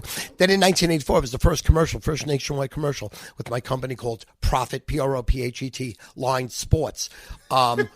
I You're doing a commercial right now. I advertised it in the NBA playoffs. And we were in the ESPN guide. We were the inside front cover. It was like a $40,000 buy. And that was the last fucking time any national commercial ever went across ESPN. Because they got so many complaints and this and that. And, you know, people were against gambling, you know. Right. Didn't you go up against a dog or was it a goldfish? No. In 1990, Illustrated? Yeah. 1990, Sports Illustrated did like an expose on my industry, paid for games, and they also, because I was the most boisterous, I was the biggest, I was the one making the most money. I had, I was making millions of dollars a year at an extremely young age, mid-20s. So they were going to get me. I had a big mouth, and they didn't like that I was aggressive with advertising. I might have embellished it, in the 80s. In the 80s, it was whatever. You could do whatever you want. Right, yeah. Exactly. It was like, so it was late 80s. I just got married, so 1989. So it was right when Magic Johnson, it was the Sports Illustrated that no one ever read. You would never read it. It was the Magic Johnson cover with AIDS, their biggest seller ever, times 10. So inside, they do an expose on my business. And I hit 39%. But they put a dog with 2 bowls, favorite underdog, and a little girl that became a whore. And then, she had to pick which, A, B, and the dog died very young, cancer. Yeah! And they beat me. They got hot. You should have hired them. Did you consider hiring? You should have hired the dog and the girl. 20%. Listen, I get 20% for 6 months. They caught me at 39%. That's a bad streak. Which I said to them, hey, listen, I've been worse. You have been worse. Of course. You remember when you started this NFL season on Sports Advisor? It was like 0-8 on best bets. 0-8, yeah.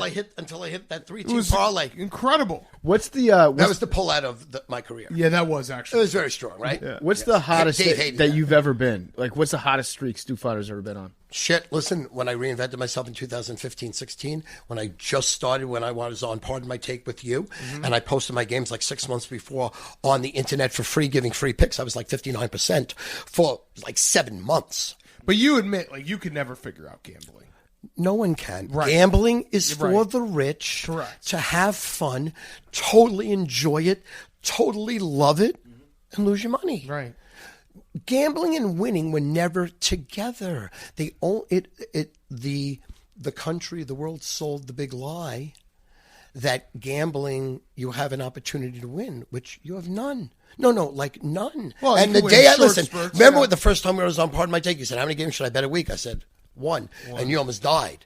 And that was when I was winning for you guys. Remember, I was hot. You were betting my games. Yeah, and that was Butler when you tripled. Happened. Remember Butler? No, but that was 2 years later. Yeah, but Butler was no, bad. I don't think Butler was that big. I just No, wanted it to get was. Dave's Butler was attention bad. because he didn't acknowledge that I was. No, I you won for like texted 4 all of months in us. a row. Then You ran away. I texted said, all of us. Let me Game love of a Butler. lifetime. I loved it. Remember the Tampa Bay Bucks versus the New Orleans Saints on Sunday Night Football? Yes, you but said put your life on the remember line. the Bucks over the Chiefs in the Super No, Bowl. but you said in you the said this- Super Bowl. You said if there's in the one Super- game I'll give you for my entire life, it's the Tampa Bay Bucks. They lost like 40-7. Can we honestly say something? When I give out a game, it doesn't matter if it's a Monday, Tuesday, Wednesday, Thursday, Friday. It doesn't matter if it's a Super Bowl or just one game on the card. I lung it. I'm all in for that game. This is just like Did you say I lung it? completely out Lung of nowhere. it, L-U-N-G. Put your lungs on the line. It's a lung move. Most recent text I have from Stu was Monday's Islanders Lightning game. He said Islanders plus 160.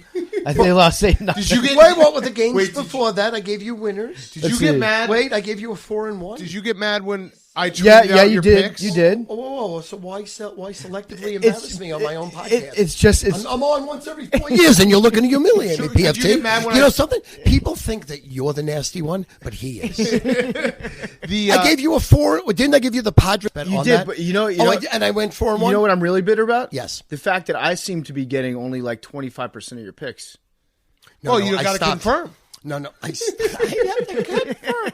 I stopped giving them to everyone. Yeah, why'd you stop giving I don't them to know me? because no one was listening to him. Well, and, and I also- got on yeah. a losing streak, and then they pissed on me, and then they weren't around for the winners. And Were I you was, mad at me when I tweeted No, out? never. That No. was I waited till the games No, were over. listen, I'm never mad at It just anything happened you to do. go- Listen, you could take a shit on my face on YouTube. I'm not gonna do Besides that. touching my wife, you can do anything you want. It was bad because I didn't mean to. It didn't was- matter. It was about how funny it was. I did because- good off. Listen, I did good off of that because people then started following me, and then I got hot at the right time, and then they saw me win for like 6 days, and they paid me off of you putting out my losers. Got their attention. A lot of losers. Listen, I'm going to lose 6 out of every 10 days. 4 out of every 10 days. Best I'm going to do is 60%. So that means I'm going to lose 4 out of every 10 days. You catch me in those 4 days, I lost. Do you remember the best day of gambling that you've ever had? This prior Super Bowl was amazing. I caught Gronkowski, first score. I caught, Tampa Bay, the under a parlay. I had the running back as the MVP, which was right there the whole game. Great action. That was a big day. It was my birthday, weekend. That's that right. weekend. Yeah, it was big. That Yeah, was your very, birthday very week. big. What's Yeah, your, I did good. what's your birthday again? January 31st, January right? 31st, yes. Stu and I have the same birthday. Yes. birthday we look alike. This people was the might say text. me, UPFT all the time. This was the text Stu sent me talking about his dad. They got all the cancer, insane, great results, exact opposite of what he prepared me for and thought woohoo. And I wasn't even able to respond. I responded maybe 10 seconds later saying, so happy for you and your family. Before I could respond, you said, NBA 25K best bet on Nets minus 3.5, 10K best bet on Raptors minus 2, Diamondbacks plus, and all of them, it went like 0-6. But that's what I love about you. Keep shooting. Yeah, listen, I'm not afraid of it. Listen, I could lose 20 days in a row. I'm still betting anybody. If you put my record up 365 days a year, I'm betting anybody. What was the score of that Bucks Saints Sunday night game? Oh shit! It was like 34-0. Yeah, half. it was insane. The loser? Yeah, that was a bad That was game. an all-white Saints game too, right? They were wearing those uniforms. That was the last Saints shining moment. And Drew That Brees was led his career, matter of fact. Yes, that was the last. Looking back What on was it it? now. 38. Looking back on 3. it, that was his last shining moment. Yeah. So, what do you think about this upcoming NFL season? Give us. I think you it's looked like at the, Florida when they kept the whole team, when they kept the coach and that whole team, and they won their second championship. How are you going to beat Tampa Bay? Are you looking at any of You the can't beat Tampa Bay. team over-unders? I didn't actually see the numbers yet because I have to see actually the signings. But They're weird because it's 17 games. It's very confusing. it's going to be different. Right. Yeah. Right. You shouldn't have told him that. He wouldn't have known. I Week 18. know. If I die in my sleep tonight, I am leaving you with a 1,000 unit game of my career. Tampa Bay Bucks minus 4 by 40. And they lost by 31. Yeah. And I responded, Well, you know what it was? I It was said, like a are you still 71 alive? It's like a 71-point loser. But I love it. I fucking love it. And How do you feel now, baby? It happens. It happens. And you're right. We are cherry picking like some of the worst beats. Listen, I'm going to say some. I'm going to say some nice things about you, Stu. I actually genuinely love you as a person. Thank you. You are very, very kind. People don't know this, but like you are so kind with your money, with your time. You love people. You bought my son, who was a year old. Stu bought him a PS5. PS5. I'm sorry, I didn't buy it for when he was PS5. born, so I was a year late. That's how I looked It's at the it. greatest gift ever. He's like, I got this gift for your son. It's a fucking PS5. And this was like when it was impossible to get PS5s.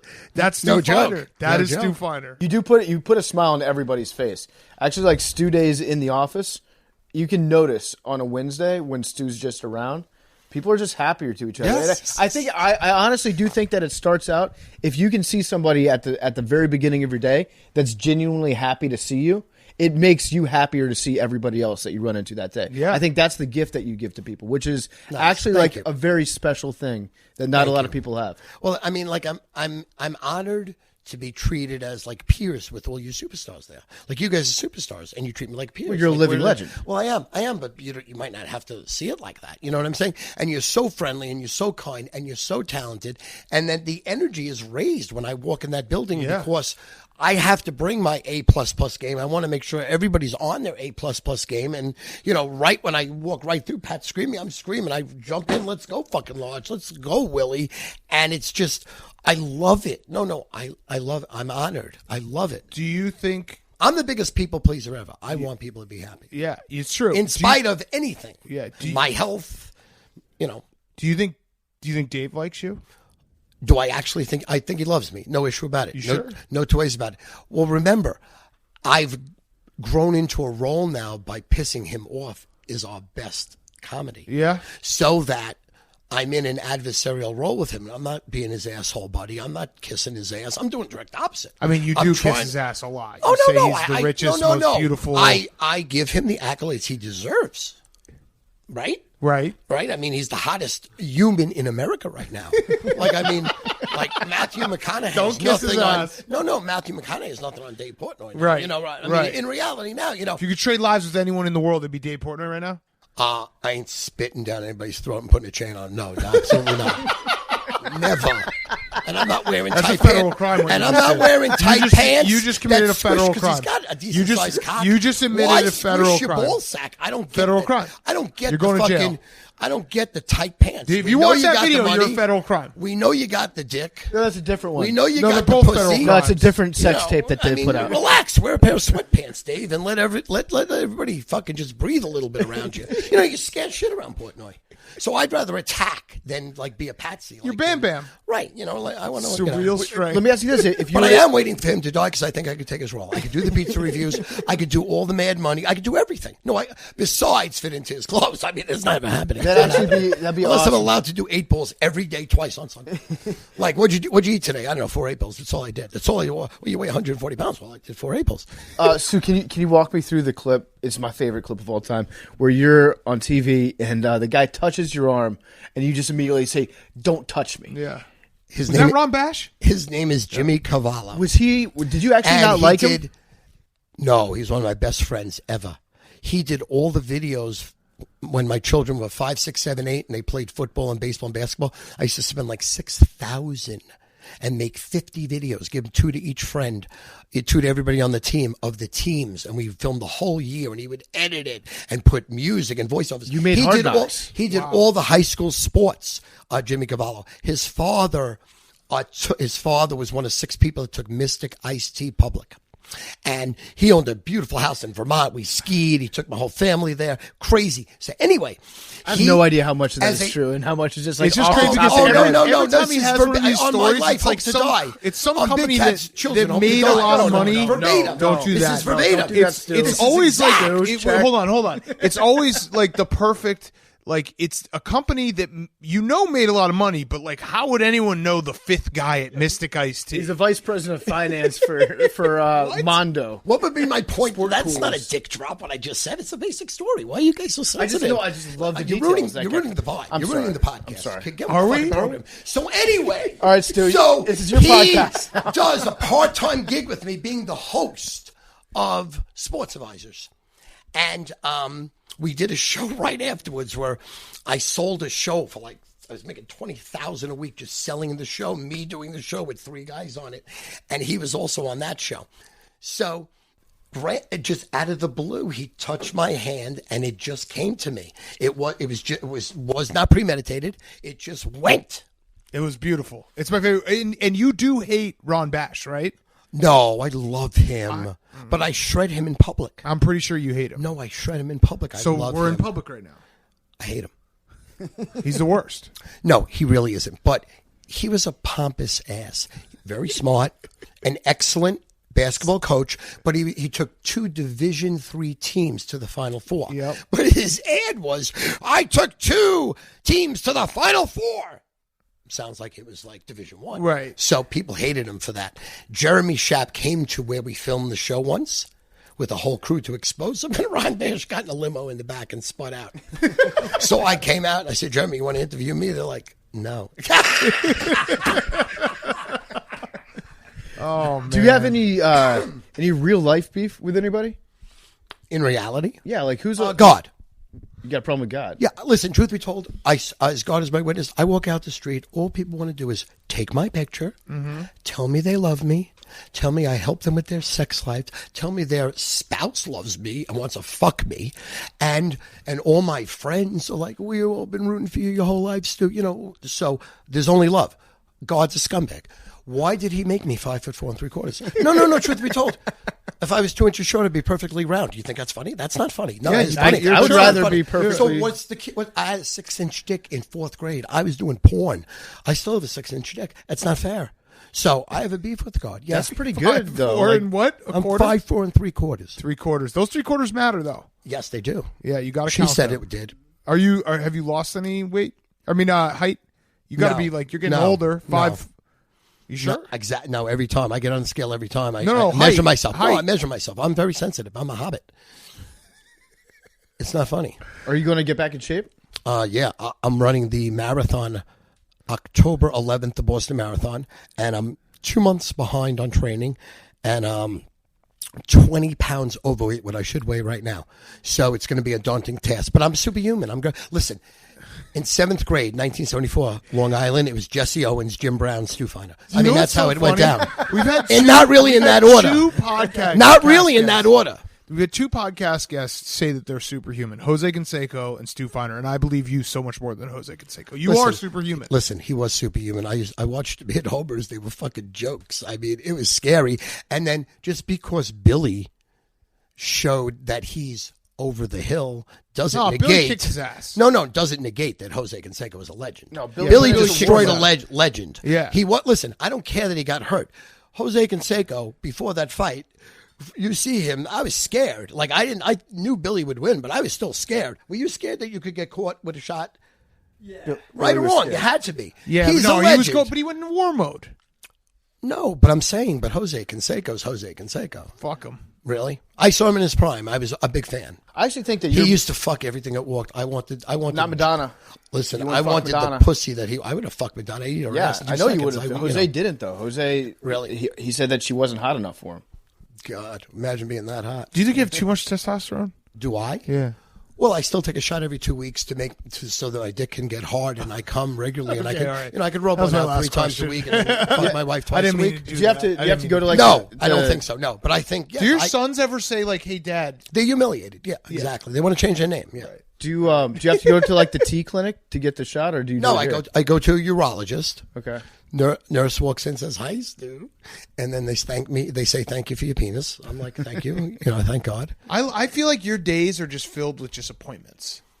Really? Yeah. Like doctors? Yeah, just like, oh, I got to go here and do. You have a great life though. Like I'm not saying it's a bad. Fabulous. And then you just get the food, and no matter what, it's a 10 out of 10. You just were at the hospital with your father yesterday, and you were saying that the hospital food was the greatest meal you've ever had in your life. It is. Well, you don't appreciate life until you have an amazing life, and then you fall off a cliff, and you really got to struggle for a decade on the balls of your ass, beg, borrowing, stealing, humiliating yourself, shaming yourself, being friends with people you would never even talk to, having to be in circumstances that when you pop out of it, my God, you never look back. I love that. Every second of every day is beautiful. Yeah.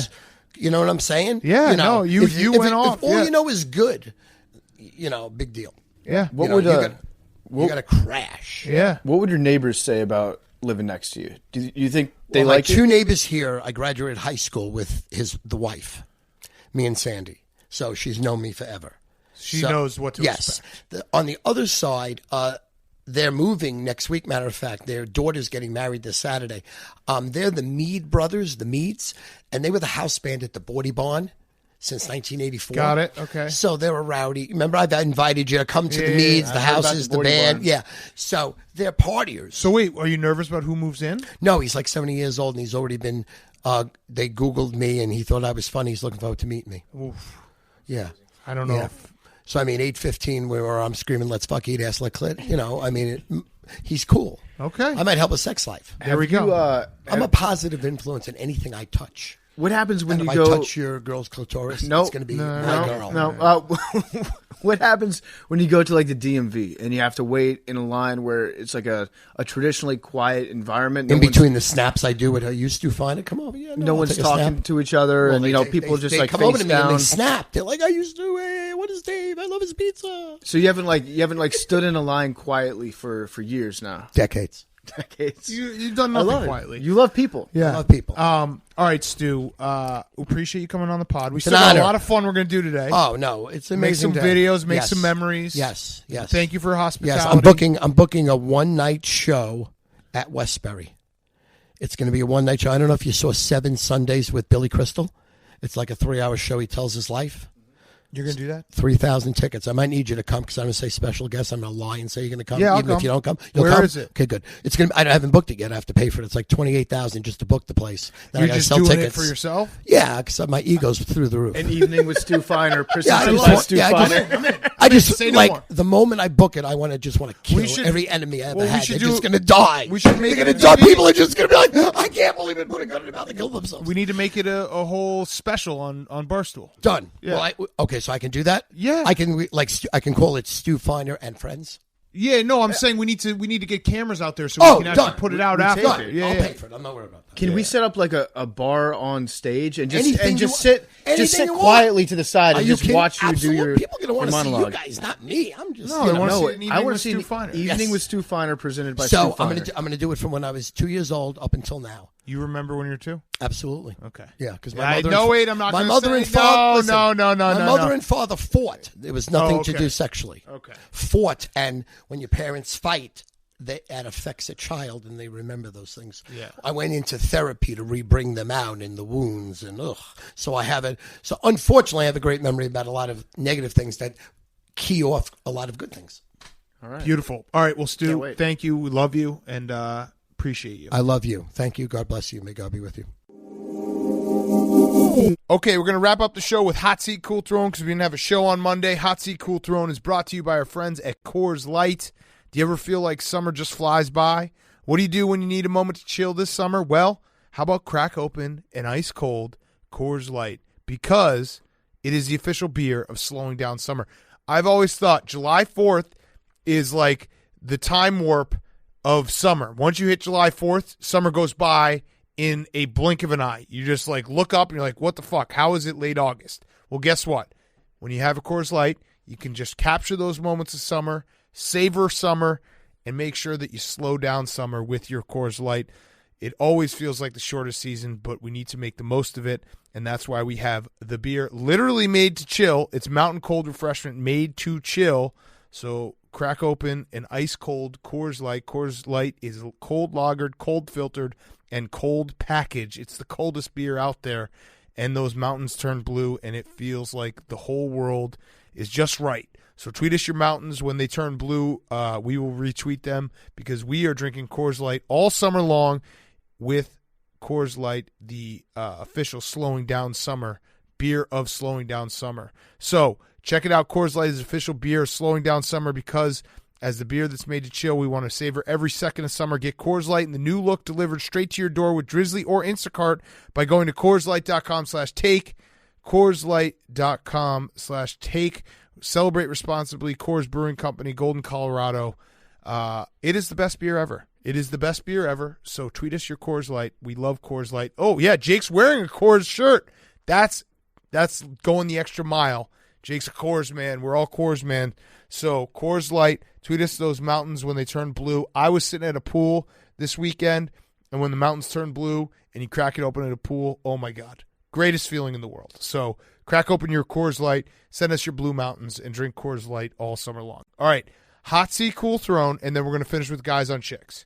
Are you boys ready to go? And Jake and Youngstown Bob will be here on Friday as well.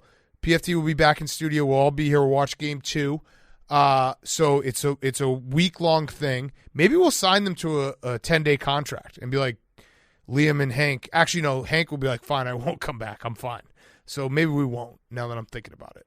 What's a 2-way contract? Let's do that. Yeah, like the G League. Yeah, we can call them up and down whenever we want. Yep. I'm in. All right, perfect. That was it. But the thing I love about Youngstown Bob, he's a great negotiator. Oh, yeah. All right, Jake, hot seat, cool throne. All right, I got 2, actually.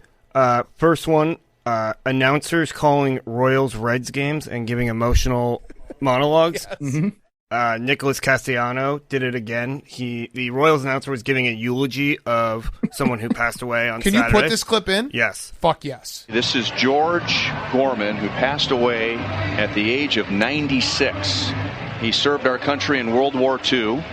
He went to the University of Kansas, and so did his son, Pat Gorman, who's been working for the Royals in the clubhouse for 26 years. Wow. And that was Pat's father. Well, that's a great life, 96 years. And Pat, just like his dad, went to KU. He also went to Bishop Ward High School. There's a drive into deep left center field, and there's never a great time to eulogize someone during the broadcast. So, do you know what the best part was? Someone also unearthed Nicholas Castellanos. I like to really, really get that out there. His first home run as a major league player, or it was in the minor leagues, but as a professional baseball player, was the night that we killed Osama bin Laden. Uh-huh. So I'm okay perfect. with that eulogy being interrupted. Yes. But yeah, it is perfect. There was also another thing Coley tweeted out. I don't have it in front of me, but somebody pointed him to a famous international soccer player that scored, I think, 70 career goals. And of those 70 goals that he scored, something like 40 of them happened on the same day that a celebrity had died. Huh. So like a shockingly large amount. Well, basically, it's kind of like we won't say his name, but a guy who oil spill. Yeah, who has movies come out in oil spills. We won't say his name. But yes. Not going to say his name. Yes. But his name's R. Schneider. Yeah. But yeah, it was laugh out loud funny. Nick Castellanos. He is the funniest person on planet Earth. I don't care that he's not doing it intentionally. This is the highest form of comedy that there is. Yes. All right. Good hot seat. Oh, you got another one. Yeah, I was just going to do Kawhi Leonard and specifically his knees as Giannis came back after. Yeah. Everyone thought his knee was shredded, but Jake actually makes a good point here, because this is what happens when you have the like freak of natures like Adrian Peterson, which I mentioned at the beginning of the show. Now everyone compares him. So remember after Adrian Peterson came back from an ACL in like 8 months, every ACL for the next 2 years, everyone's like, well, Adrian Peterson came back in 8 months. Every knee injury, everyone's like, well, Giannis came back in like a week and a half. Why can't they? Well, because they're not a freak of nature like Giannis and Adrian Peterson. But I kind of like it. Was Kawhi soft? I don't know if he was soft, but I like the fact that we have to bring up that take. I think it's a great. I don't necessarily agree with it, but I love the fact that we're having the discussion. Yeah, and I do remember when Greg Kittle injured his knee. I think it was 2 years ago, and they were like, "Yeah, this is a 6-week injury." He was like, "I'm going to be back in 2," and everybody was like, "Okay, Greg." And then, sure enough, like by the powers of the common person's body, he came back in like 4 weeks, which is freakishly fast. But he was like disappointed that he wasn't able to just simply will away his ruptured MCL. It doesn't always work like that, it turns out. Yeah, and it takes her like a game of Uno, where now we have the take of Giannis. Like if you say, well, Kawhi's hurt, here's my card, we'll just throw down Giannis. Giannis came back, and boom, now you're fucked. Now you got to draw 5, 4. Whatever it is in Uno. I haven't played Uno in a long time. All right, Cool Throne. Cool Throne, sports writers and headline writers covering the Olympics, because Bruce Springsteen's daughter, Jessica, was named to the equestrian team for the Olympics, U.S. team. And there's nothing sports writers like talking more about than the boss. Dude, Jake is fucking nailing this right now. There were some articles today, Born to Ride. Oh, man. That one's easy. Yep. Oh, fuck. I'm sure there'll be plenty more throughout the next month. Damn. Did you have this PFT as your hot seat? I had it as my hot seat. Yeah, and you're absolutely correct. Like sports writers, this is a dream assignment for them because first of all, they get to go to the horse event, and then that's they can just chill out in the stands and fall asleep, and nobody will ever catch them there. Unlimited Diet Cokes at the track, and then they also get to talk about Bruce Springsteen and work in so many different lines from his songs. So I was reading this too, but the thought occurred to me like why are we giving the people who ride on the horses medals? Like, shouldn't these medals go to the horses? Yeah. Like the equestrian events, like you happen to be on the back of a horse that can jump super high. How come the horse doesn't get that medal? Well, they should at least give him a medal in like hay or carrots or something. I assume they give him something extra, right? Who knows? I would just like to see them get the accolades for it like they do in horse racing. Like the jockeys, yeah, they're mentioned after the fact, but I need a podium with horses on it. I need to see which horses turn away from the flag when the national anthem's playing for their country. I need more horse-centric content at the Olympics. I agree. I totally agree. All right, Youngstown Bob, your hot seat cool throne. All right, my hot seat is Barstool employees taking the week off during our week off. Wait, this is... Oh, okay, go ahead. Because Dave was just on the live stream just reaming everyone out for going on vacation on the week that we have a vacation. Yes, it was very funny. But yeah, it is like the office is closed, but we were here watching the game, and he just roasted everyone. And I don't know. It's always funny when Dave, some people got it bad. Yeah, some people got it bad, but also I've always just thought that like if Dave mentions you, that means that he likes you in a weird way. If he doesn't even know who you are, that's when you're in trouble. If it's it was a test this entire time. We're going to give you a week off and see who actually takes it. And the ones that take it, they don't deserve to be here in the first place. That's not so. I know. It did. People are probably like, "What the fuck? We could take a week." The game one stream came together very last minute because we have a meeting tomorrow, and it was like, I was like, "Yeah, I'm going to be doing PMTs." Like, all right, well, Overs Club, I'll come in, and yeah, but it really sucks if you're Marty Mush came all the way from New Jersey. I don't know if you saw that PFT. He watched the first half, and then he got in an Uber and showed up at the second half and being like, "Hey, I didn't know you guys were going to be here. It was very well played." That's awesome. Good for Marty. All right, your cool throne, Bob? All right, I have two of them. I have the Overs Club, now 3-3. Yep. Hit today. Yep, Barstool Sportsbook. Yep. And I also have, I think the local TV commercials are going to be great in the future because I think all these local athletes, like D1 athletes, there's going to be some like cringy, funny, comical commercials. Yes, that's I think those are going to be coming back. We need to make some. We need to make some for them. But yes, that absolutely like the entire offensive line of Notre Dame doing like a South Bend Ford dealership. That would be very funny. Like there will be that where guys are just cashing a check. I didn't even think about that, but I like that, Bob. PFT, you like that? Oh, I love that. I love that idea a lot. We should do that with Alex O'Connell. With like hey, I'm AOC here for the car stick store, and we'll just like do a pop-up shop of car sticks and have him advertise that for us. Yes, but yeah, the local businesses in general, not just like car dealerships, but like mom and pop restaurants. You know what they should? It should be like an entire offensive line at whatever the local buffet is, and just have them like in front of a mess of tables and just like the fattest guys that you can find on the team just go into town on some burgers. That's always one of the best events of the year is the Outback Bowl when they do like the meat eating contest between the two teams. It's like this team ate 900 pounds of meat and this team ate 950, and that's who you bet on. I'm also interested to see how Nick Saban handles like players doing ads for various businesses in the local towns. So like, I don't know, like you can't obviously do business with a gambling company, or there were a couple others like adult entertainment, alcohol, tobacco, or some, but you know that there's some places that Nick and Miss Terry don't like to go. Maybe they haven't gotten great service there in the past. And if he finds out that one of his players is going to a place that he personally left a 1-star Yelp review on, he might get mad at that player for endorsing it. Yeah. It will be. I'm excited to see how all the NIL breaks out. I've also thrown out the offer that if there are any potential 5-star recruits, basketball or football, that want to attend the University of Wisconsin, I will buy all their shirts. So That's just out there. Okay, so I'm just gonna throw that out there. Let it land wherever it does.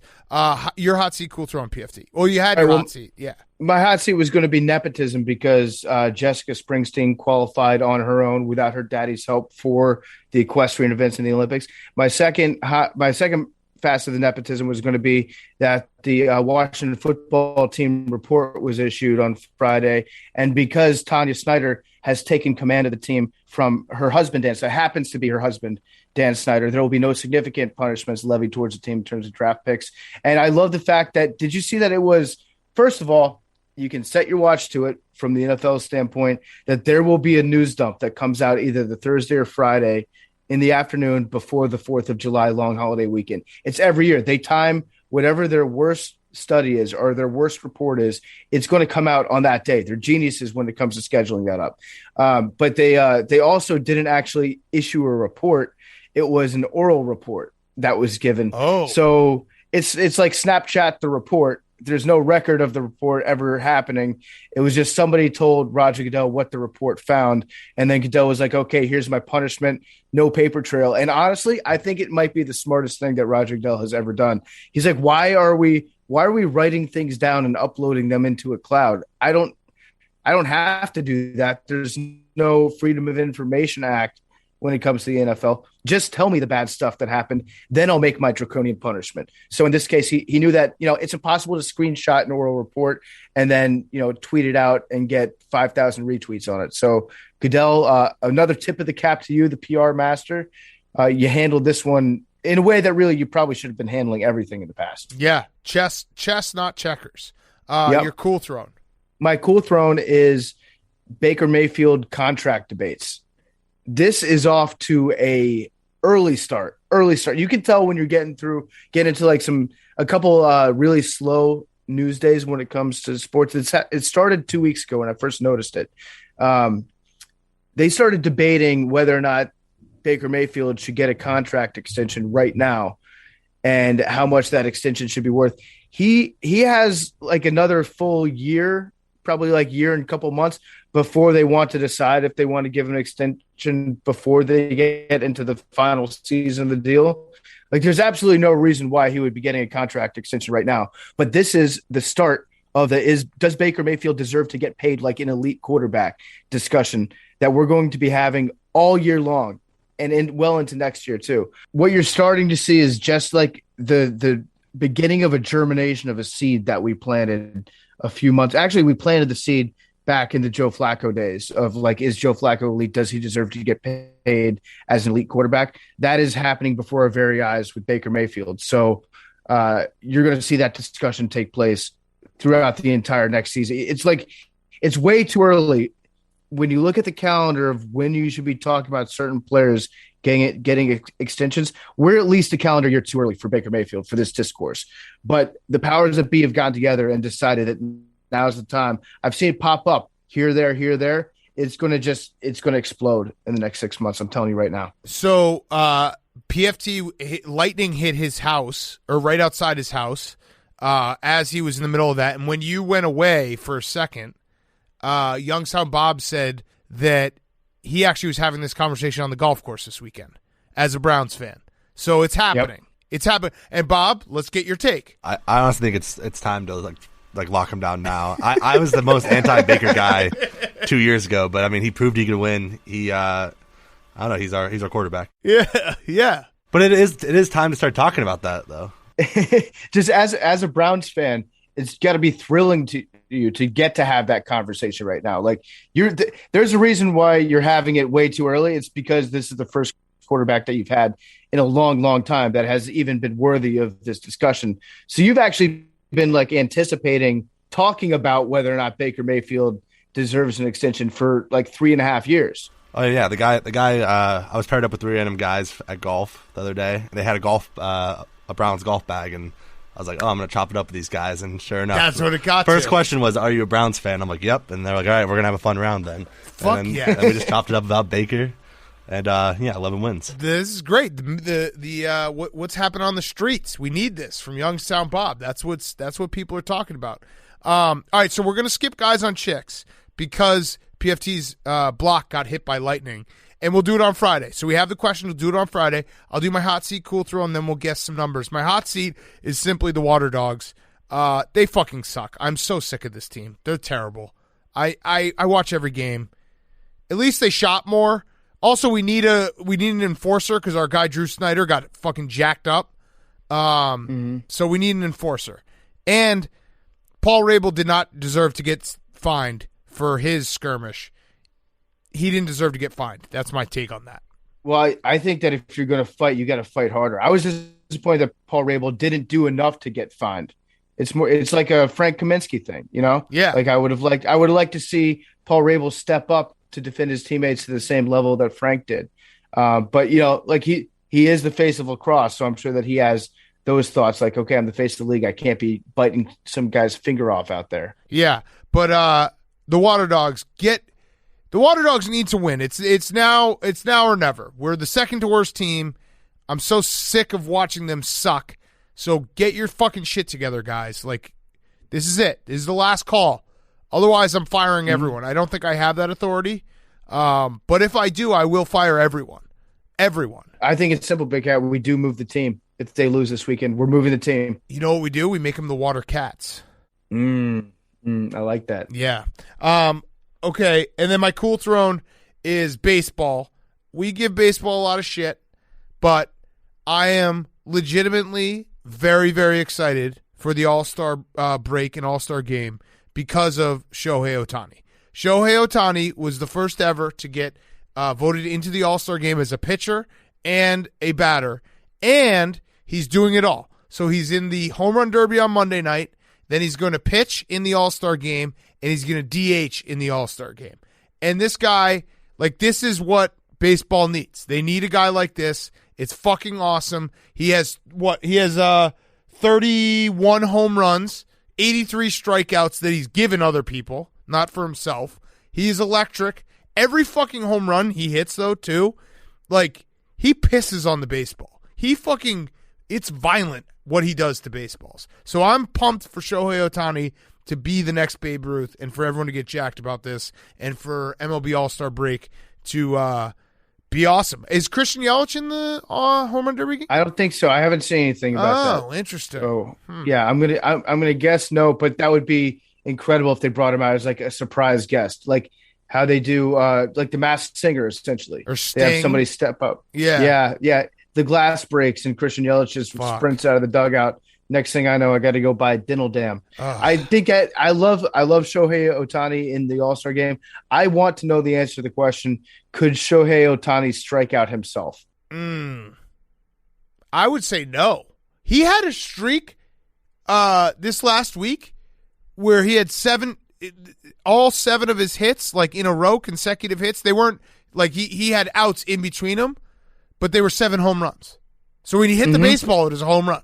Like, that was just the result that happened when Shohei Ohtani hit the baseball and recorded a hit. It was a home run. Yeah. What he's doing right now in baseball is honestly something that I never – like, it blows my mind every time I see him either strike somebody out or hit a home run, knowing this guy can do both of these things. It's something I never thought that I would see in the game ever. It's bizarre. It's like the ambidextrous pitcher that we had 10 years ago that was going to change the sport. That's like the one last mountain to climb in baseball. Now that we have a pitcher that is maybe the best pitcher or one of the top, handful of guys pitching in the game and the best hitter in the game, the last mountain really is to have the ambidextrous pitcher that can throw 100 on the black with either hand. But besides that, it's like it's incredible shit that he's doing. It really is. So I'm excited. Good job, baseball. I mean, you didn't do anything, but good job, baseball. They didn't fuck this up. Yeah, they didn't fuck this up. I would just like to say, Rob Manfred, do not piss test Shohei Ohtani. Whatever you do, I don't care what he's on right now. The only way you could fuck this up is if you stuck a little test strip into a stream of urine and then you were just a big bummer for America. We're doing okay as a country right now, okay? Don't harsh everyone's mellow. We're trying to come together. Just let us have some fun with Shohei Ohtani. Agreed. Or the sticky stuff. If he wants to use sticky stuff, let him use sticky stuff. Fuck that. Yeah, no discipline on Shohei Ohtani. Yeah. All right, let's do numbers. So Friday, I think we have the return of our good friend Ryan Russillo. So that will be fun. We'll talk some NBA Finals with him. PFT will be back. We'll do Guys on Chicks and Firefest then. We'll be taping after the game, so we'll have a recap there. But yeah, good show, boys. Good job, Jake. Good job, Bob. Love having you boys here. Oh, yeah. Oh, yeah. Yeah. You guys are now on a 2-way contract, which Bob signed almost immediately. All right, numbers. Guess them. Jake. Now, if one of you gets this, I think you get promoted. I think you get promoted, and we relegate Billy. So agreed. PFT, your number? 8. And yeah, we should relegate Billy. Billy has to produce Jake's podcast. Yeah. Yes. It's called The Big Man on Camp. Barstool Benchmark. Barstool Benchmark. Yes. I got it confused. All right, number, Jake? 25. Bob? 10. All right, 99 for me. 8. 8. 8.